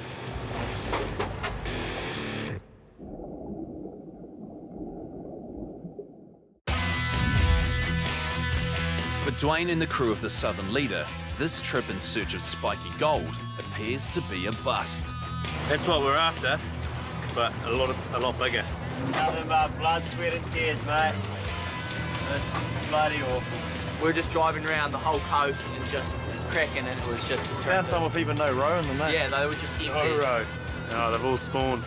We were here about 3 or 4 months ago, and we've got a good recovery, maybe 10, 11%. It looks like the boys are saying there's nothing left in them. So it's good for future because we know that they're spawning, but it's not good for us because there's no money in it. You're going backwards at a rate or not. Dwayne and Raymond were hoping to go back with 16 dolabs or bins of urchins. We've got 3 now, we'll get a couple more, maybe 3 or 4 more. And that'll be a few bottles, not as many as you'd hope, but it's some to keep the markets going until we find some more fat ones. Definitely not spiky gold today. Fortunately for the old dogs, just focusing on sea cucumbers today appears to have paid off. We're smiling in the cucumber division, but we're not smiling in the sea urchin division. And the butterfish, well, that's just gone. Raymond isn't happy with his haul. At this stage, I haven't broken even on this trip, so I tell Storm and Dion we just need to get back out there and give it one more nudge. Hopefully find something soon, eh? Hopefully.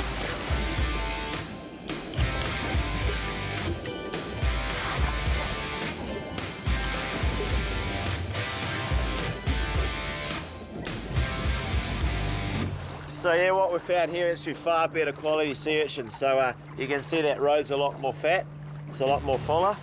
Thank God we finally found a real good patch of urchin. There's not long till we have to head back to Bluff, so we just have to get in and go hard.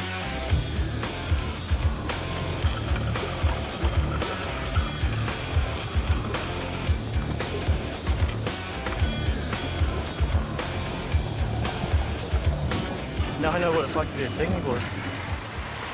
Just keep eating the kinner. Oh.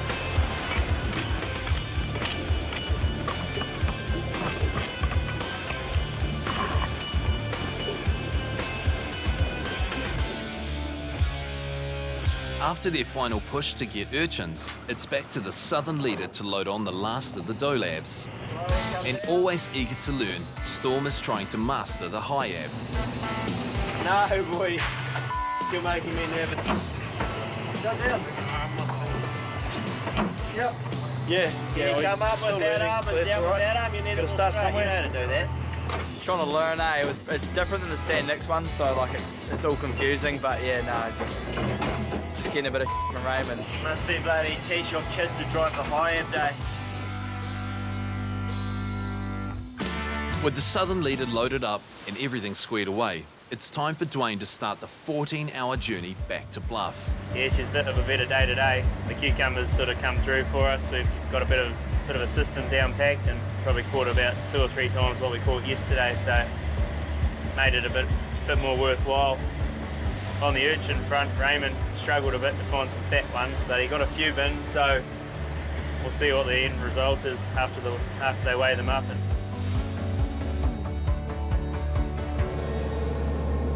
14 hours later, the lights of Bluff Harbour come into view, and Dwayne's worried about his slimy cargo.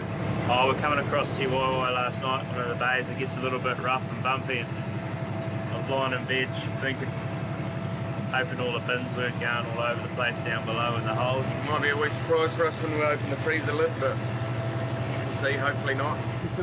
14 hours steam, bang on, eh? And there's a boat parked in our park. We've got a steel boat, so we can usually just push them to the side.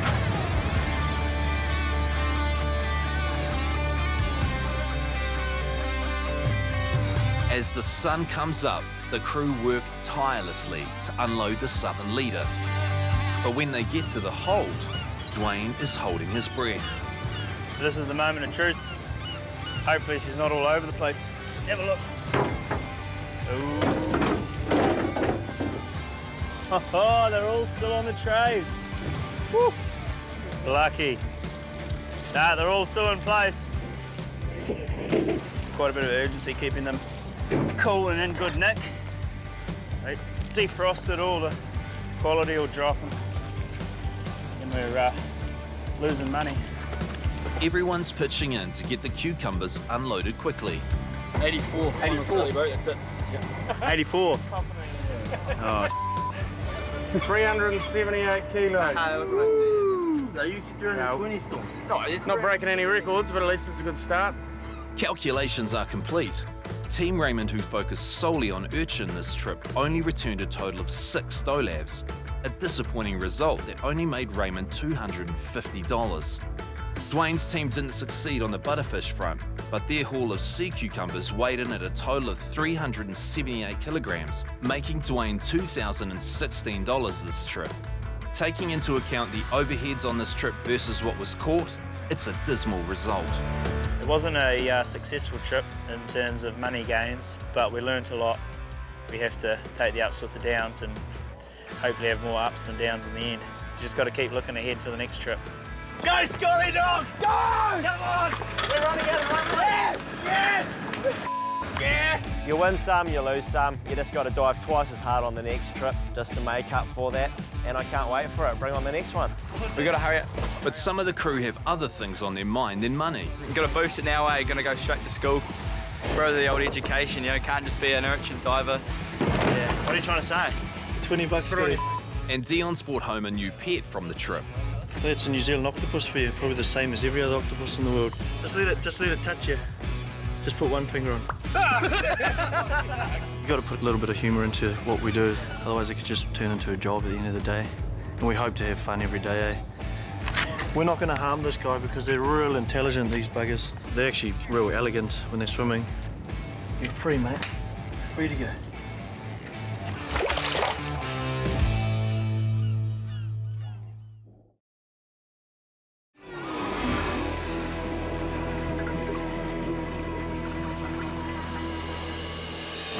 It's late Friday evening in Bluff Harbour, the southernmost port of mainland New Zealand. The crew of the San Nicolas are readying the ship for a weekend of hunting down some fat sea urchin. Leaving Bluff, 9 o'clock-ish. Cold as, dark as, gloomy. Skipper Dwayne Herbert had been planning to steam the vessel west towards some prime spots in Fiordland, but the weather report has changed his mind.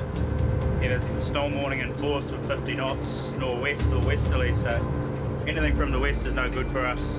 So we're sort of going to change tactic and head down the south side of Stewart Island and find a little tucked-in bay called the Port Pegasus, and we'll hide in there for a couple of days out of the weather. Foveaux Strait is a notoriously rough waterway that has claimed many fishing vessels over the years. 50-knot winds would make the voyage perilous. Foveaux Strait is one of the dodgiest places I've ever been in my whole career. It's sunk so many boats. Weather conditions that have just changed instantly with a click of a hand and you just don't expect it, and it can happen at any time. The new destination should see the San Nicolas avoid the bad weather, for now at least. The 10-hour overnight journey to Port Pegasus will take the crew down to the very southeast corner of Stewart Island. But for now, it's lights out on the San Nic. Hopefully a good sleep will have the crew rearing to go in the morning. Oh, yeah, man. Straight away, I just roll over, put the head down, gone ski. It's got to be a bit of water rushing against the hull, though, otherwise it's no-go. Night, Reese. We'll see you in the morning, mate. I close my eyes, I just listen to the motor until I slowly fall asleep, and then from there she's lights out until I get woken up for watch, and then usually I don't get back to sleep after that. Ready for a bloody big day's work ahead of us. It's going to be awesome, my G. Kill it again. Sure, my bro, killing it every day, making the money.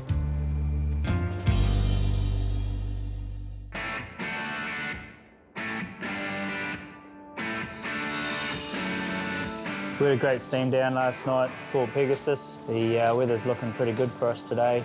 Boys are really keen to get in the water and make some money. Just arrived at Port Pegasus.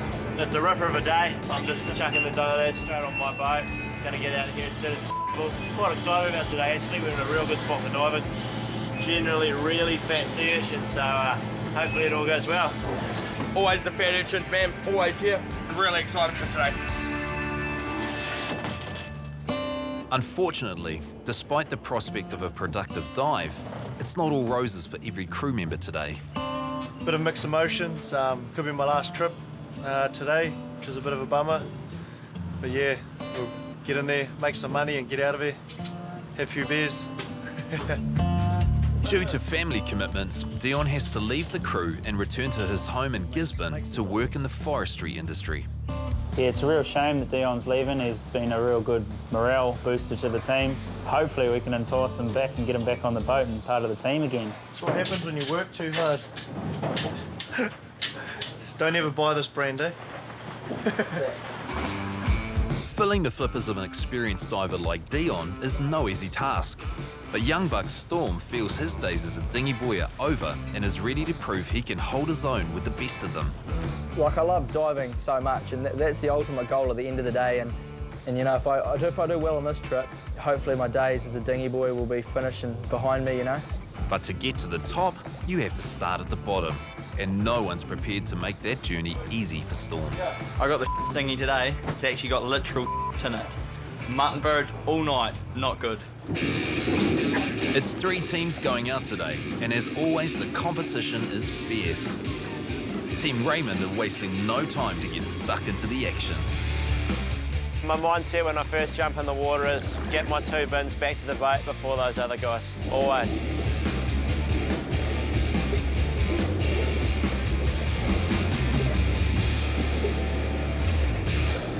Right, let's rip it up. Back on the San Nic though, Storm is struggling to get dressed, let alone prove he can keep up with the others. I can't find my gear, that's what we need to find. Bloody DH is freaking hitting it. Looking less than impressed with his crew's antics, Skipper Dwayne is next away. He's an excellent diver with skills that rival Raymond's. Most days it's game on between me and Raymond. Unfortunately, I'm feeling a little bit today. Starting to feel a bit achy and a bit fluey. A flu will dramatically reduce Dwayne's breath hold and restrict his movement. Looks like the real competition will be between young buck Storm and Dion today. I'd have to say there's a little bit of competitiveness.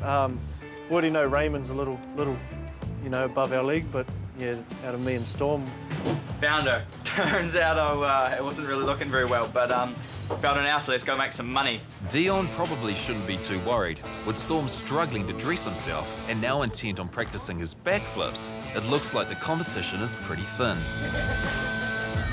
Fittingly, they appeared up today and off to get the day started. Well, almost. Turns out I am useless, left my kinda right behind. Got the weapon of mass destruction, so let's go. Finally, all the teams are in the water, and it's game on to get back to the boat to unload first.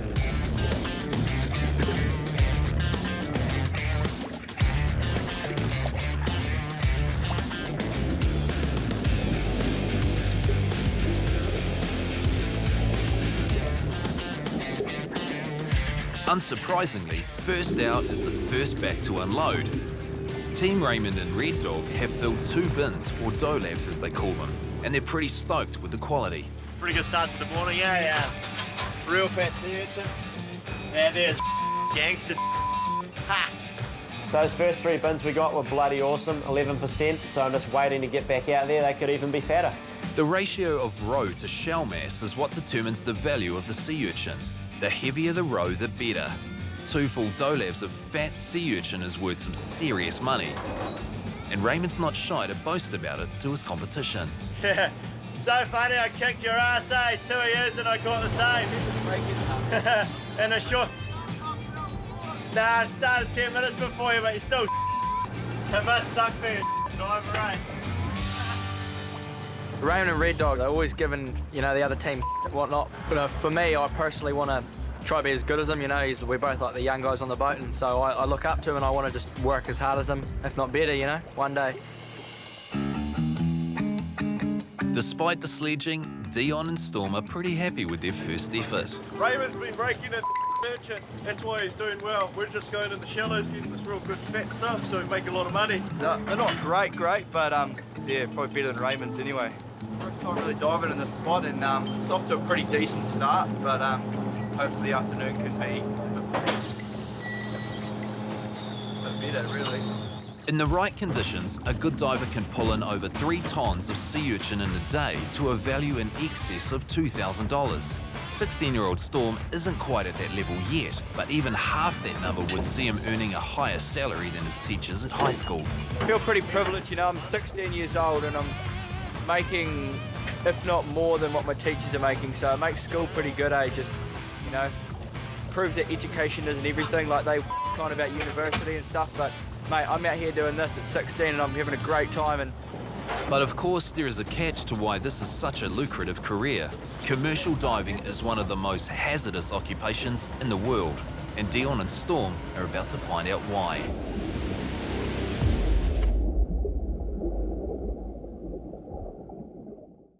At the southern tip of Stewart Island, the crew of the San Nicolas are on the prowl for sea urchin. Always the fat urchin here. Really excited for today. As always, the competition is brutal. So funny, I kicked your ass, 2 years and I caught the same. But Team Raymond are firmly in the lead. 2 big ones and they got 3 small, so we're chaining them. Dion is on his last trip with the crew before he has to return to his home in Gisborne. That's what happens when you work too hard. He's teamed up with Storm today, and they're hoping to make his last dive a fruitful one. Got the weapon of mass destruction, so let's go.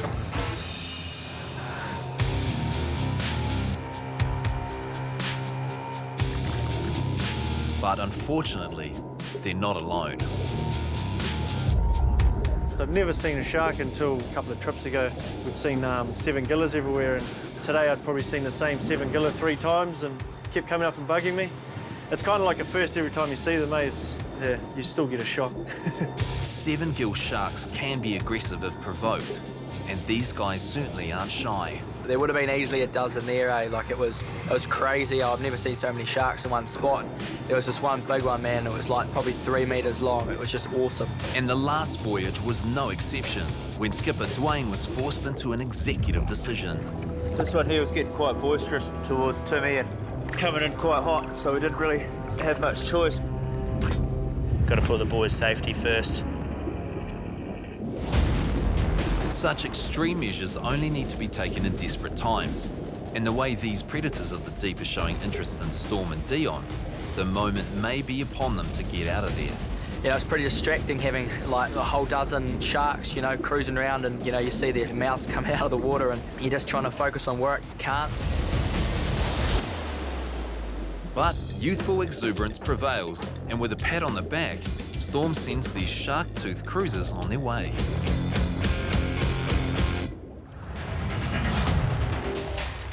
As the crew work into the afternoon, the sunny skies have been replaced with grey cloud, strong winds and rain.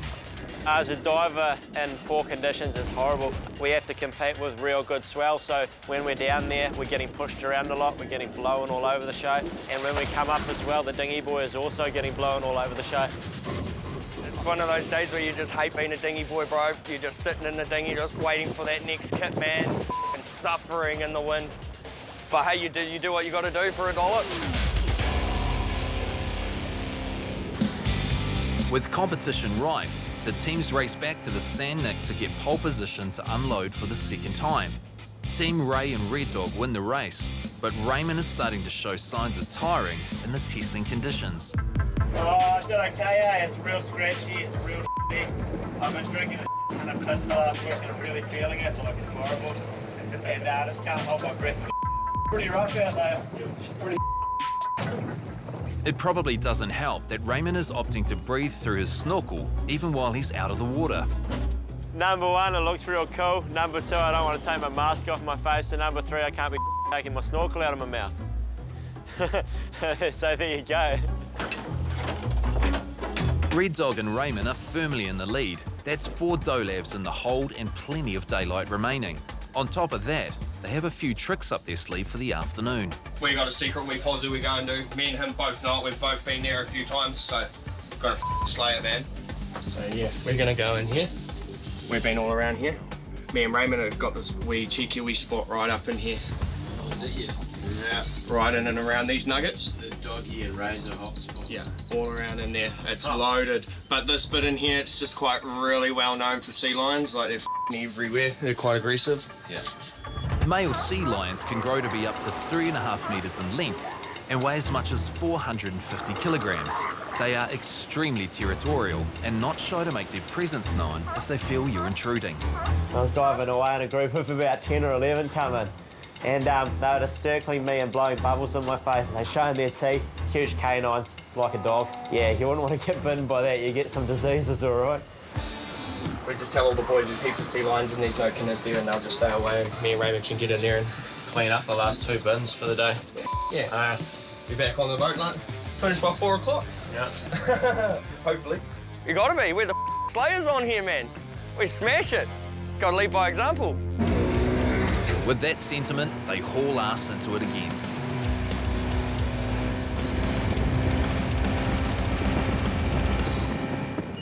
Team Raymond's only rival is in the form of skipper Dwayne. He's been keeping pace, but with the weather packing in and suffering the onset of a cold, he's in less than affable spirits. Paradise out there. About 2 meters first, big roll, no kinners. Couldn't ask for better. Man, I'm not used to this hard work. I'm used to just sitting back and chilling out. Oh well, sometimes you just gotta kick it in. Sometimes. Cold, eh? Cold day today. The old day down at Stewart Island. While skipper Dwayne continues to moan, Team Raymond are fired up and cutting a fast track to their secret spot. A quick scout around and Raymond is happy to start. So far, there's no sign of any dangerous sea lions, but it's a deep dive to the sea floor, which might be part of the reason this is such a secret spot. Most of the divers on the San Nicolas are diving to depths of 50 to 75 feet. Only me and Dwayne really tackle the deep stuff, so usually we have our hot spots and they're bloody loaded, so it's great. The dangers that can come working at that depth is shallow water blackout. That's probably your biggest danger. So just spending way too much time down there, getting too greedy, and the oxygen in your blood's basically become nitrogen. And from there, you can definitely just black out right before the surface. We've got too much weight on, no air in our lungs, and we can sink. But for now, Raymond seems to be keeping things under control, and this submerged sanctuary is littered with spiky gold. Cracked a few open, around about 10%. Pretty happy, gonna jump in there and make some money.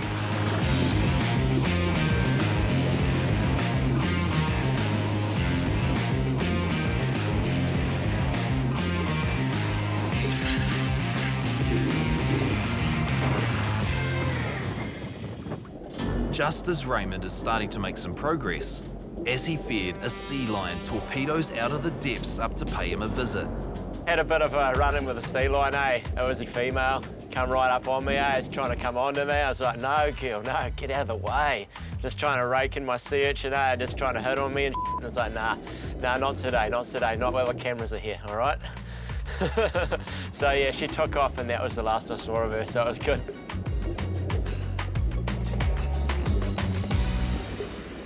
As the afternoon heads into the early evening, the weather continues to deteriorate, which is taking a toll on the teams. It can be quite tough, especially around here. You get a lot of freshwater layer, real dark. You get down there, you know, you can just see the kinner when you get to the bottom.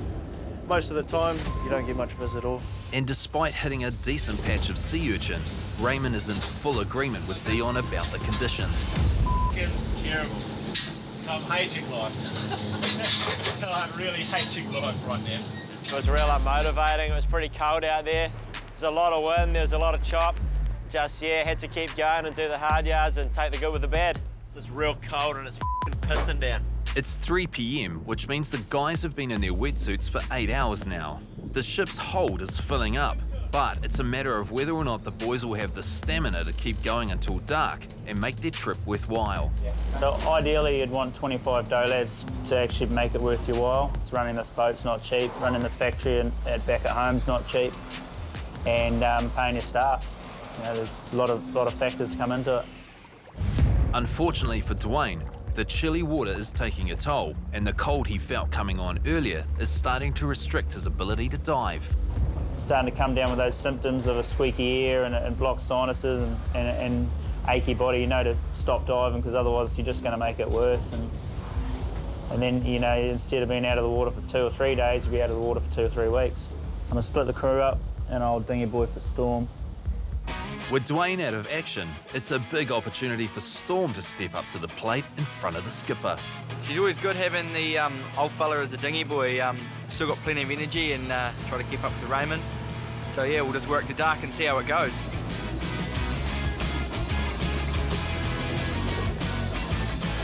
One final slog to the end of the day and the teams trickle back to the Sand Nick to unload the last of the day's catch. Dion teamed up with Rory for the last run and has raked up a decent load. 6 dough levs today, so yeah, it's good. Hopefully make some good money today. If the quality of Dion's urchins is high, that should make him around $1,000 for the day's work. Red Dog and Raymond aren't far behind. They hit an amazing final spot to end the day on and have some fat sea urchin to show for it. You know that kinner's probably worth about $1.50 to me? I've got about 400 of them in there. So I caught a total of 7 dough lads, which is about 2.5 tonne. So had a real good day. Last back in the fading light is young buck Storm. He's finished the day with a packed bin. He's done very well. He's got about 5 bins. Very good for a young fella. He's almost on par with me, but not quite. He'll get there. Did 5 dough labs, yeah, about $800, and now it's just stoked, you know, 16-year-old making that money, it's great.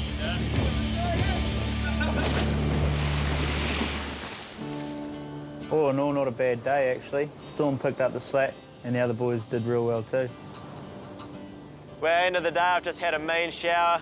I'm going to have a feed, going to talk with the boys till about 9 o'clock, then I'm going to go to bed and do the whole lot again tomorrow. Oh, big feed and have a shower and go to bed, man. That's it, that's the plan. As it turns out, that's an excellent plan indeed, because it's the last sleep they're going to be getting for quite some time. That's easy enough to flop over the St Nicholas. And yeah, we don't want a capsized boat in the Foveaux Strait. That's happened enough.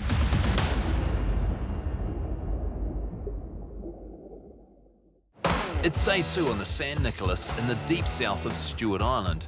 After a rough day out on the water yesterday, Pretty cold out there. There's a lot of wind, there's a lot of chop. Just, yeah, had to keep going and do the hard yards and take the good with the bad. the team have woken to much more agreeable conditions today. Captain Dwayne has made the call to steam 40 minutes north to a spot in Port Pegasus he knows will give a good return. This area has been dived a lot. There are sort of areas where they come back quicker than others, so if you've dived it a bit, you've got a bit more knowledge. The crew aren't so convinced about this spot. Not that it won't yield, but more because the conditions are often rough here. Pretty much what we're trying to do is we're all trying to talk ourselves out of diving here, pretty much. I reckon it's good to have everyone have their say and have their ideas, but at the end of the day, you know, I make the decision because if something goes wrong, it's me that gets in trouble, I suppose. As far as anchoring up goes, it's all about keeping the big boat in a safe spot. There's no point in anchoring real close to where we're going to dive if there's 2 metre swell and lots of wind, because it's just too, you know, this is our house. You know, if you burn your house down, you've got nowhere to live. The area that Dwayne has picked out in Port Pegasus isn't as sheltered as where they were yesterday, and if the winds pick up from the southeast, it can make for a horrid day on the water. But for now, the weather is holding, and things are looking good for diving. I expected it to be windy as horrible, and then it actually wasn't too bad, so yeah, I'm real stoked. While the weather might be well and good for now, the same can't be said for Dwayne. His cold has worsened, and he's again going to have to put the team first and dinghy boy for Storm. It's a frustrating thing when you have to get out of the water because you're not feeling too well, because your body's let you down, but I've got a immune system, so I'm always pulling sickies. Dwayne's one of the best skippers I've ever worked with. You know, he always gives us opportunities to catch more, and it's fantastic. Dwayne's good, he's chilled. Yeah, I know he likes to work the boys. He's a hard worker himself, so you definitely can't stand around while he's working. At least that's one thing that Dion doesn't have to worry about in the future. This is his last day as a commercial diver, which is starting to dawn on his crewmates. Sad to see him go. He's spent the last 8 months with him. Awesome guy, you know, such a positive attitude around the boat. Yeah, so hopefully it'll be a last good one for him. His last day it might be, but Dion is clearly going to enjoy it where he can, at the expense of Storm. Oh, hurry up, Storm! Ah! That's cold, man! Day in the life of an urchin diver. You're too slow, you get washed with a cold hose. An ice-cold wake-up, and Storm's mindset seems to be back on the job at hand. Today's main goal is to smoke Raymond and make way more money. That's all very well in theory, but the early bird gets the worm, and as always, it's Team Raymond that are away first. Been here at least 15 times, and I've dived this 15 times, so yeah, I know exactly where I'm going. In true Raymond fashion, it doesn't take long for him to get stuck in. And the quality, spot on.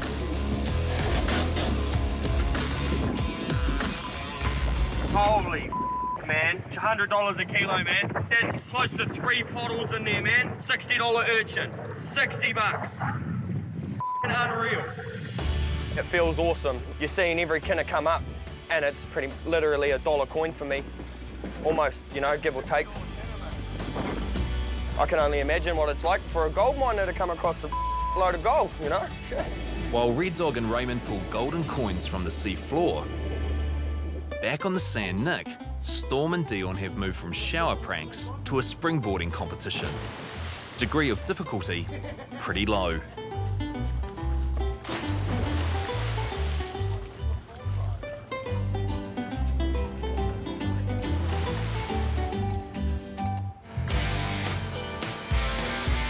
With the warm-ups complete, the real competition can now get underway.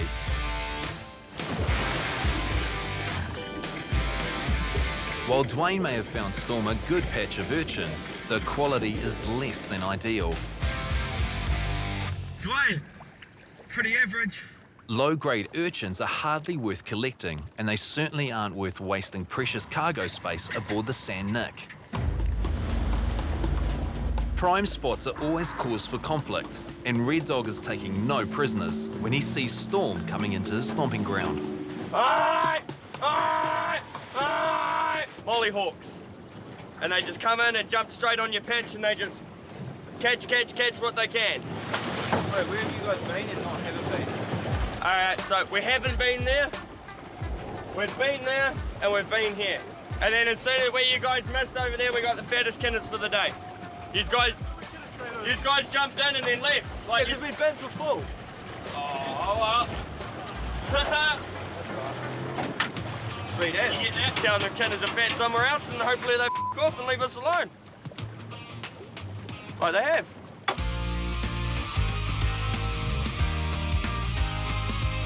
A few minutes later, Red Dog and Raymond are back at the Sand Nick with 2 full bins. They are fizzing. The sea urchins they've found are huge. Man, the ginger dog, we had a bloody good morning on the sea urchin. We're raking the loads of money. They're real fat. laying all the other boys up, so really leading the charge here and setting an example. How long have we been out, Red Dog? What do you reckon? Hour 20. Hour 20, hour and a half. Probably made about $500 in an hour and a half, so I'm wrapped day. It's going real good. Just got to keep up the good work, keep going hard, and just keep catching. Coming in behind the A team is Storm and Dwayne. So far, it's been a tough morning, and Raymond's left an open urchin on board to rub in how well he's been doing.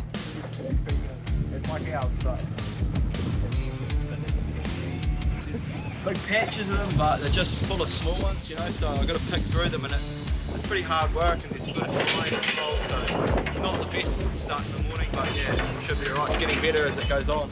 Skipper Dwayne isn't exactly thriving in his role as dinghy boy today either. It's not a prick of a job, but it's feeling like, I don't know, I'd rather have been in bed all day. Someone's got to do it. Got to harden up sometimes, don't you, and just get on with it. Dion's also not having the best of times. At this stage, his final hurrah with the boys is turning into more of a disappointed sigh. Yeah, she was pretty slow. The wind got right up, quite tough for the dinghy boy because he kept drifting off, and the worst day of my life. As the day progresses, the weather looks intent on worsening. With big seas predicted overnight, the race is now on to get a final few dough laps for the day before they're forced to batten down the hatches and brave the trip home.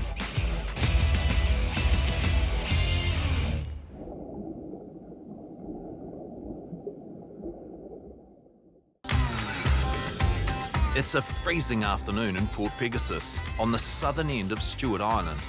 After braving a frenzy of sharks, It was crazy, I've never seen so many sharks in one spot. and a swanky sea lion, Come right up on me, He's trying to come onto me. I was like, no, Gil, no, get out of the way. the crew of the San Nicolas are now making their final push to rake in a few more dollars before they're forced to steam home. Leading the charge is Team Raymond and Red Dog. I dived here actually 8 months ago, so I knew where I was going straight away and what to look for, so I did real well. They've hit some amazing spots and are not shy to boast about their success. That's more like a chimmer, bro. Today the size of the roe is just insane. I've never seen anything like it in a long time. Look at that. Not real, boy.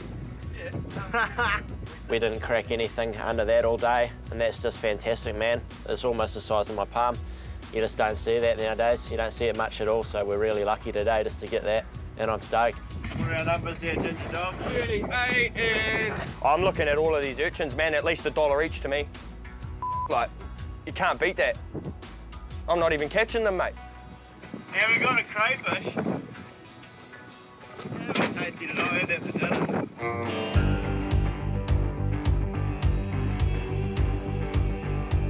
Storm and Dwayne aren't in good spirits. They're finding it hard going in the rough conditions and chilly water. Rolling conditions make it awful to get these bins off, especially these small ones. It's pretty frustrating being on a bad patch of urchins. You know, the roads when it's real skinny, it's worth nothing, and it's just raking in really, and we can't make any money. I'd much rather just be at school, to be honest. All things considered, the boys are going well. Water's cold, not a lot of urchins around, so the bodies will be feeling it, they'll be getting cold. As winter approaches, the water temperature around Stewart Island drops to as low as 8 degrees Celsius. Combine that with a southerly wind whipping straight off Antarctica, and the crew find themselves in a very inhospitable work environment. It's a downer, especially when the clouds are around. It looks like it's about 5 o'clock and your mind's set on finishing and you've got to do another 2 dough laps. It's a feeling. It's a bit hard trying to find good fat urchin at the moment. It'd be good to make my last paycheck a good one. Got to shoot out there, try and find some more. Last couple of dough laps of the day. As the day winds down and the temperature continues to fall, Skipper Dwayne decides to move the San Nick to a more sheltered spot. Gonna shift the boat round to the next sort of anchorage spot. It's a bit calmer and, the boat's in plain view. You can see it, you don't have to, no stress, just keep it all safe. He's gonna need one final push from his crew to load the decks and make the trip worthwhile. So actually it's about 3 o'clock now. We've had a little bit of weather coming through. It's actually miserable. Red Dog here's starting to get a bloody cold. He's just spewing, sitting on that dinghy. How you feeling, bud? out. Let's get another bit and get the out. This is some of the worst time of year for diving, and just have to knuckle down and do it. Yeah, hard money, but good money! Yeah! Yeah! Money is always a great motivator with urchin divers, and with only an hour until sunset, the crew rip into it for one last gasp.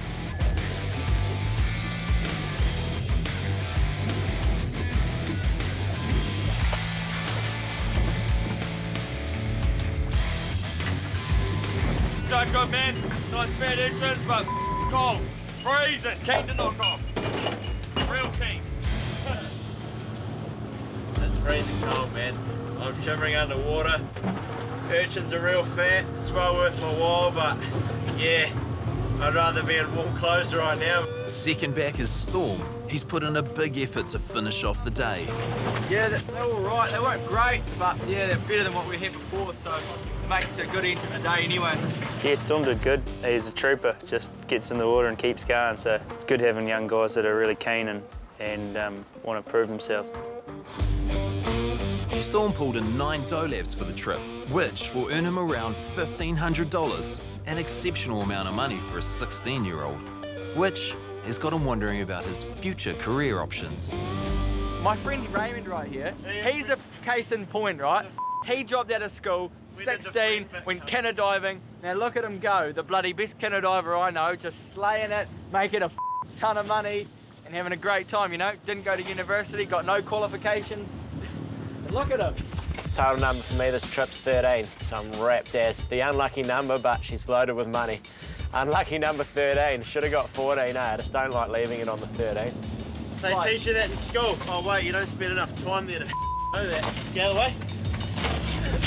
Unlucky number 13 for Raymond it may be, but for skipper Dwayne, it's music to his ears.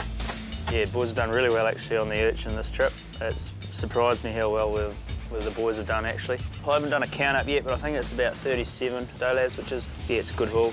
But, you know, it's all to do with the markets. We could go out and get 36 or 37 every time, but we wouldn't be able to sell them all. But at the moment we can, so makes it good. Pulling in fat sea urchin is one thing, keeping them fresh is another.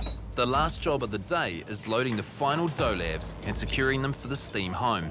With bad weather predicted across Foveaux Strait, it's integral that this is completed with great care and precision. We've got to make sure we keep these urchins out of the wind and the rain on the trip home because that's the worst thing for them. We'll pick up the anchor and head home. It'll be a 9-hour steam or so and then unload, 3 o'clock in the morning. As the San Nicolas steams out of Port Pegasus towards Bluff, Dion has a chance to reflect on his last trip with the crew. Not too bad of a day. Wrapped it up in the end with quite a bit of fat urchin. Make a bit of money for the last couple of dolabs of the day. Mixed emotions, eh? I'm out of here. Nah, it's been good working with the boys. Yeah, hopefully they can cope without me. They're real good. Yeah, hopefully I'm back in a couple more seasons. Although Storm would love to take Dion's place as a full-time crew member, tomorrow is Monday, which means school. Just catching up on a bit of schoolwork, you know, with all this diving, you know, still got to get the education, so just trying to finish off a piece of media studies, making a short film and just running up the plot here, so we'll just keep going on that. It's a different story altogether up in the wheelhouse. Dwayne is hearing a little more about the bad weather they're due to hit in a few hours. Good evening, this is Bluff Fisherman's Radio, standing by. Heavy southwest swell, easing for a time. By the sounds of things, that's a lot worse than he first expected. Foveaux Strait here, which is between Stewart Island and Bluff, and because it's shallow and it's got quite a lot of push through it, it banks up and gets quite steep and nasty, but it's not too bad. I think we've got about 4 metres in the straight, about 30 odd knots, so yeah, got a good boat. While Dwayne might be playing it cool, his crew know what a rough night crossing Foveaux Strait can be like. Oh mate, it's going to be absolute. Hey, we got about 30-40 knots of westerly coming through, and yeah, it's got a 2 metre, 3 metre roll out there, so I'm really not looking forward to it. You get pretty patchy sleep really, you know, you're tossing and turning, sometimes you even fly out of your bunk if it's that bad. As it turns out, Storm couldn't have said it better. 3 hours later, and the Sand Nick plows straight into the face of nature's fury.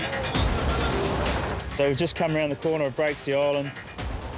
The weather's come out of nowhere. Waves are quite a lot bigger and sharper than I thought they were going to be. Things could get quite interesting.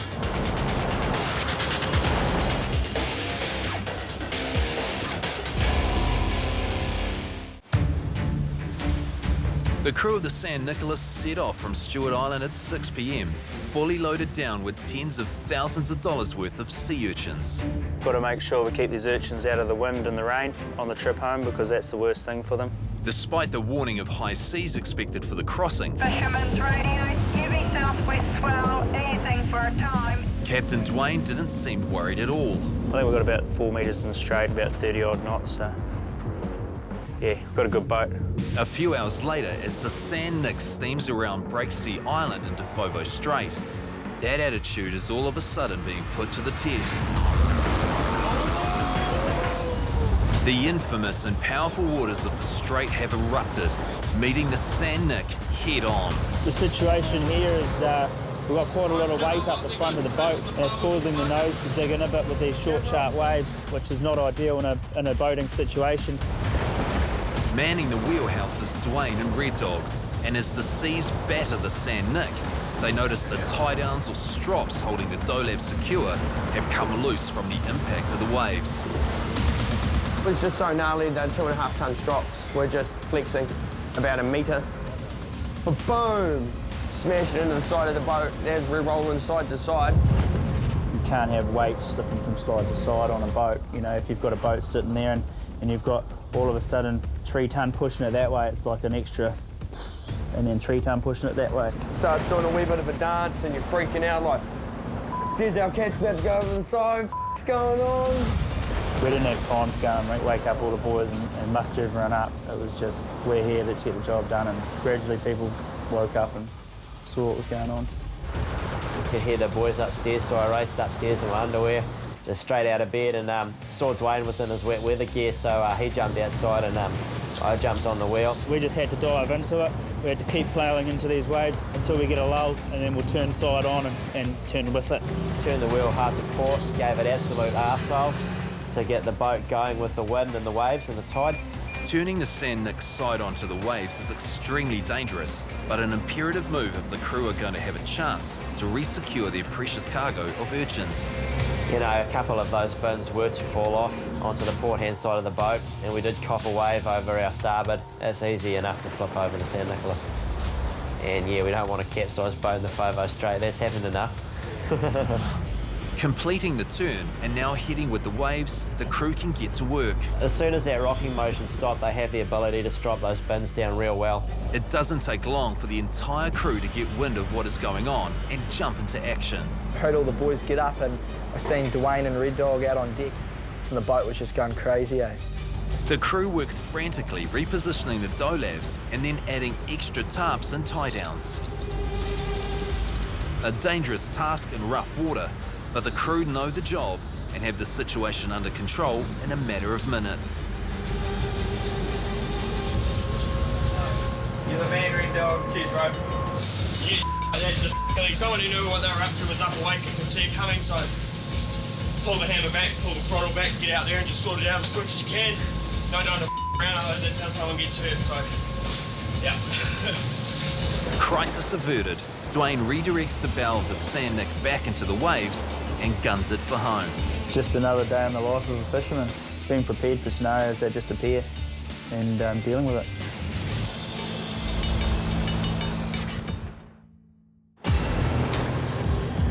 Four hours of weathering the storm later, and the bright lights of Bluff greet the crew of the Sand Nick a little before 3 a.m.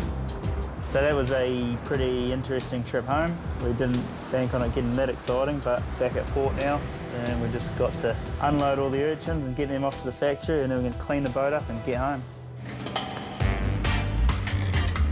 No matter what time of day the boat comes in, the urchins are immediately unloaded and taken to the factory to be processed. For a crew that's barely slept in the last 24 hours, it's the last thing they want to be doing. It usually takes anywhere from 45 minutes to about an hour and a half to get the kinners off, and then we've got to scrub the boat down and stuff. So usually we're tied up after about 2 hours it takes to unload the boat. It's a pain in the ass, it's very tiring, but you just get in and get the job done so you can go home and go to bed.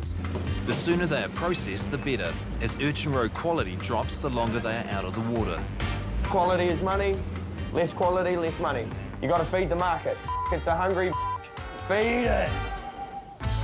As the ship is unloaded, the final tallies can be counted. Considering the quality of the urchins collected on this trip, the numbers are high. Leading the way with 13 dolabs is Team Raymond, earning a whopping $2,600 for 2 days' work. Yeah, I'm bloody wrapped with that. 2 days work, 13 dolabs, stoked ass. Just a little behind the pace of his mentor was Storm, with 9 dolabs making him $1,500 for the weekend. Pretty good pocket money for a 16-year-old.